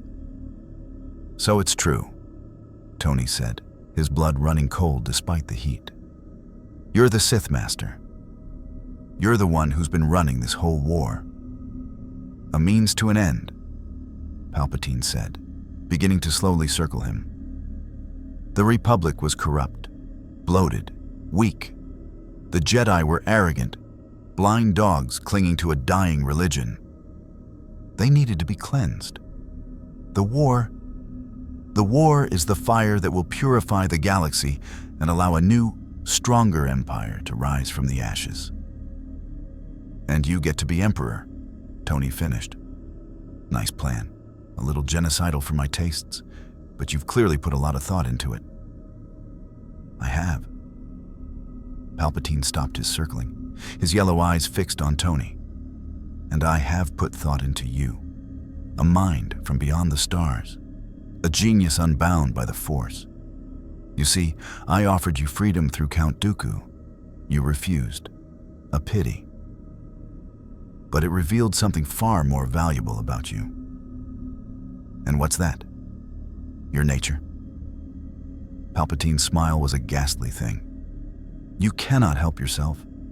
You see a system and you must take it apart, understand it, improve it, consume it. You are, in your own way, a force of destruction as potent as any Sith. You simply dress it up in the guise of helping. You were never going to join me, but you were always going to serve me. Tony felt a chill that had nothing to do with the environment. How? By creating chaos, by shaking the Jedi's faith in their own institutions, by proving that their precious force could be circumvented by mere machinery, and most importantly, by driving a wedge between them and their chosen one. Palpatine's gaze was triumphant.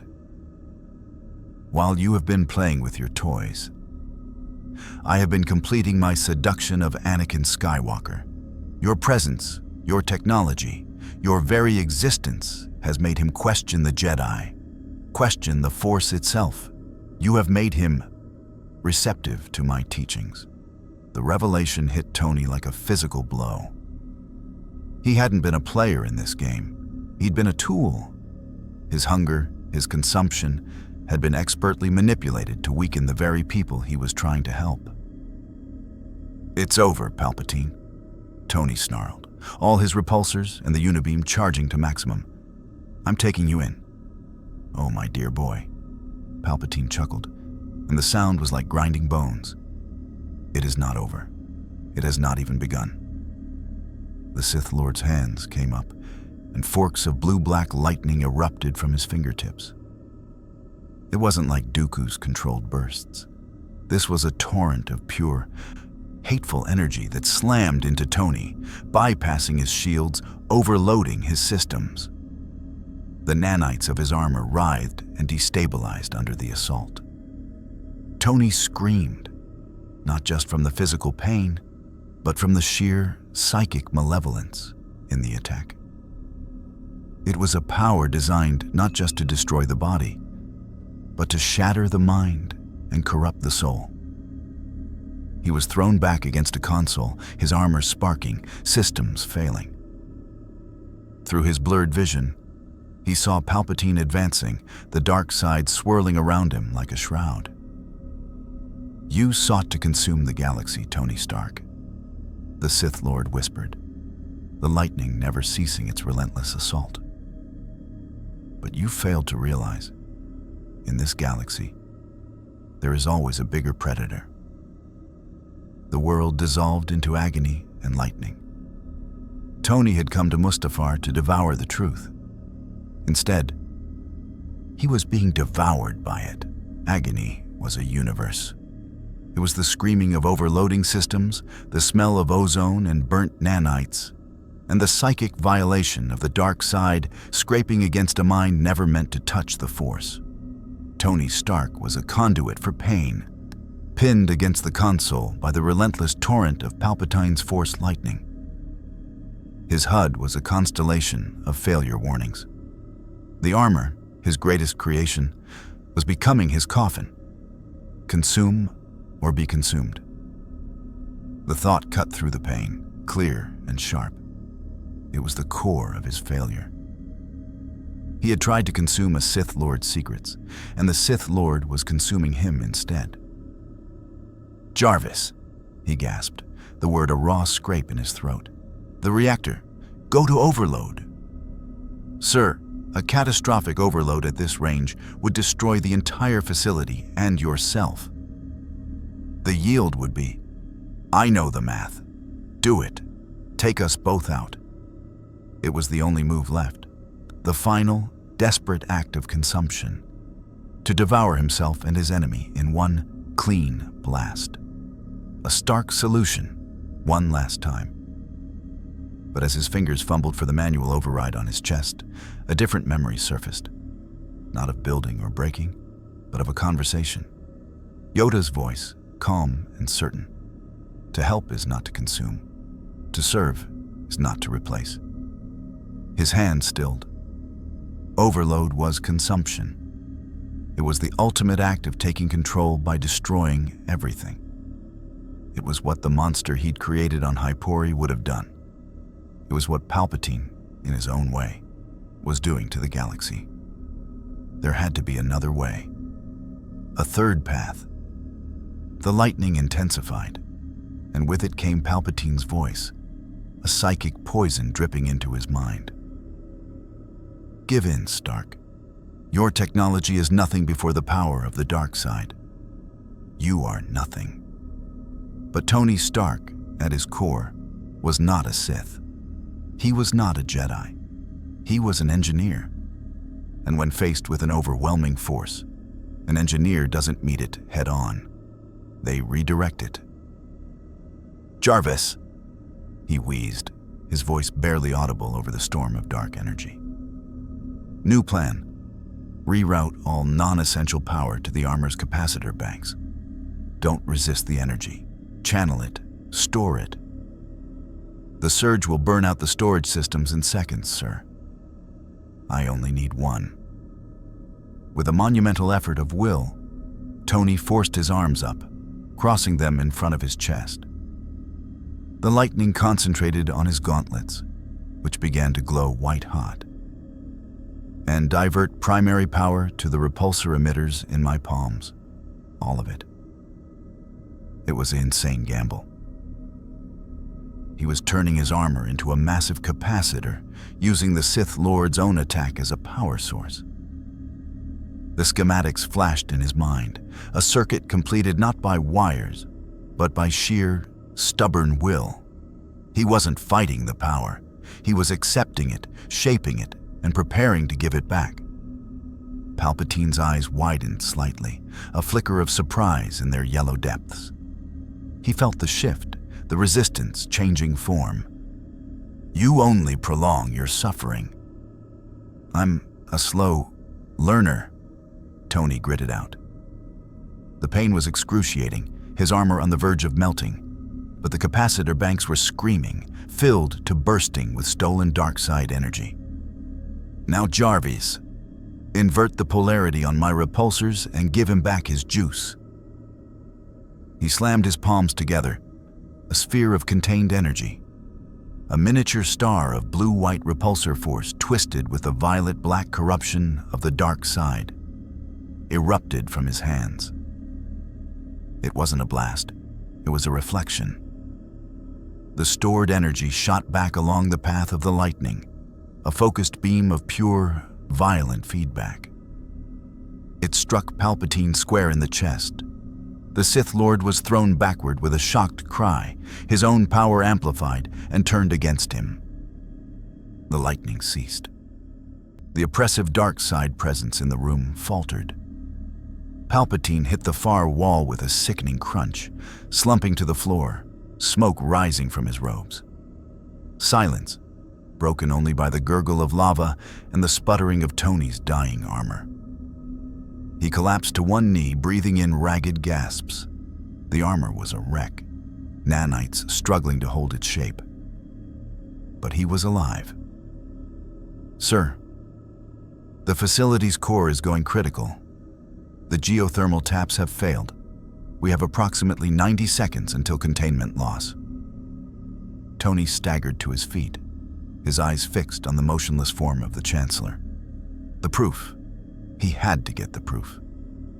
He lurched forward, his armor's servos grinding in protest. As he neared, Palpatine's hand twitched. A rasping, gurgling laugh escaped his lips. The Sith Lord was still alive. "You see, Stark?" he whispered, his voice ruined. "You cannot win. The plan is already in motion. My new apprentice will finish what you have interrupted." A proximity alert screamed in Tony's ear. "Sir, incoming ship, a Delta 7 Jedi interceptor. It's Anakin Skywalker." Tony's blood ran cold. My new apprentice. No, He turned towards the landing platform, but it was too late. The Jedi starfighter was already touching down.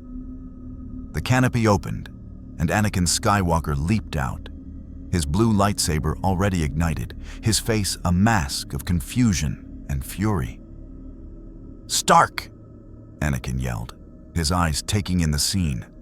The wrecked control room, the smoking, armored figure of Tony, and the seemingly wounded, helpless form of Chancellor Palpatine lying on the floor. "What have you done?" "Anakin, no!" Tony shouted, his voice modulator cracking. "It's him. He's the Sith Lord. He's been playing us the whole time." "Lies," Palpatine moaned, putting on a masterful performance of frail victimhood. "He attacked me, my boy. He's been a separatist agent all along. He lured me here to kill me." Anakin's gaze swung between them, the conflict tearing him apart. His friendship with Tony, his loyalty to the Chancellor, the dark side whispers he'd been hearing for so long, they all collided in that moment. "Don't listen to him, Anakin," Tony pleaded, taking a step forward. "Look at my armor. He did this with Force lightning. He's not what he seems."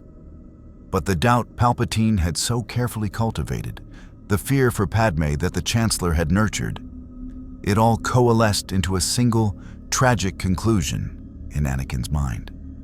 He saw the powerful, technologically superior outsider standing over the defenseless old man. He saw the enemy. "You betrayed us," Anakin said, his voice dropping to a deadly calm. His eyes, once bright with passion, now glinted with something colder. "Anakin, I'm trying to save the Republic," Tony implored, his heart sinking. He had lost. Palpatine had won. The wedge had been driven in perfectly. "You're destroying it," Anakin roared, and he charged. The blue lightsaber came down in a furious arc. Tony barely got his arms up in time, the blade screeching against the compromised nanites of his gauntlets. He was on the defensive, backpedaling, his systems too damaged to mount a proper offense. "Jarvis, I need options." Weapon systems offline. Flight systems critically damaged. Defensive capabilities at 18%. The structural integrity of the armor is failing. He was fighting a Jedi Knight with a broken suit and a Sith Lord manipulating the scene from the floor. It was a losing battle. Anakin was a whirlwind of blue plasma, his attacks fueled by betrayal and fear. He was faster, stronger, and driven by a power Tony couldn't match. A slash sheared through his shoulder armor, another cut a leg out from under him.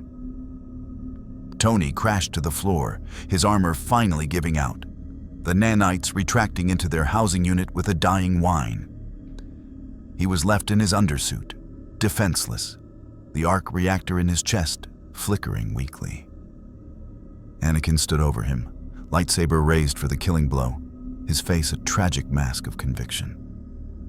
"I trusted you," Anakin whispered.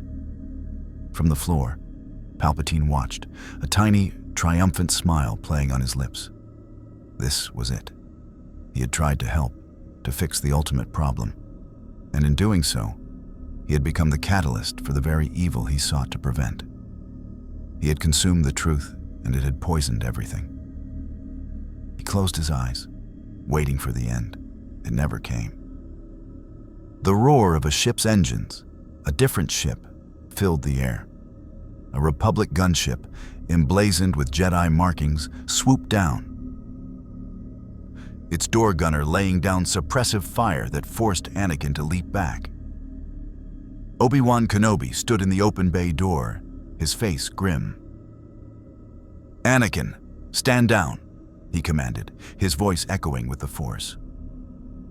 In that moment of shocked hesitation, a grappling line shot from the gunship, wrapping around Tony's torso. He was yanked off his feet and into the ship as it peeled away, Anakin's enraged scream following them into the fiery Mustafar sky. Obi-Wan caught him, lowering him gently to the deck.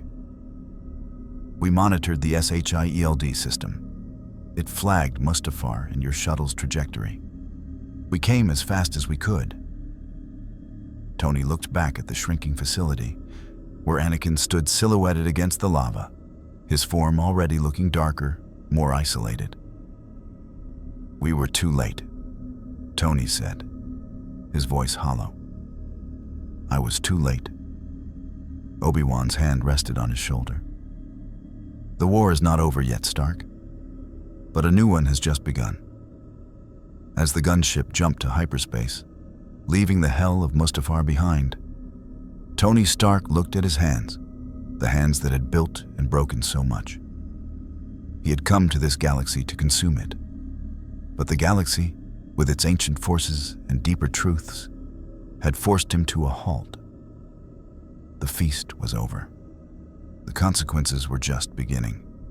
He had not saved the galaxy, but in his final, desperate act of redirection instead of consumption, he had perhaps saved a small piece of his own soul. The fallout was immediate and catastrophic. With the attempted assassination of Chancellor Palpatine by the rogue dimensional traveler Tony Stark, the final pretext was secured. Order 66 was executed. Across the galaxy, clone troopers turned on their Jedi generals. The Great Jedi Purge began, a symphony of betrayal orchestrated from a wounded Sith Lord's office. The Republic, reshaped by emergency powers, became the Galactic Empire. Anakin Skywalker, seduced by the promise of saving his wife, fell completely, becoming Darth Vader, the Emperor's fist. Tony Stark's arrival, his hunger, his every action, had been a variable Palpatine had expertly woven into his grand design, accelerating the endgame. The feast was over, and the galaxy lay consumed by darkness. Tony, now a hunted fugitive alongside the few surviving Jedi, watched from the shadows. He had not been the galaxy's savior. He had been the spark in the powder keg. The lesson was etched into his soul. Some forces cannot be controlled, only endured. Some hungers, when fed, only leave a greater void. He had come to change a galaxy, and instead, the galaxy had irrevocably changed him.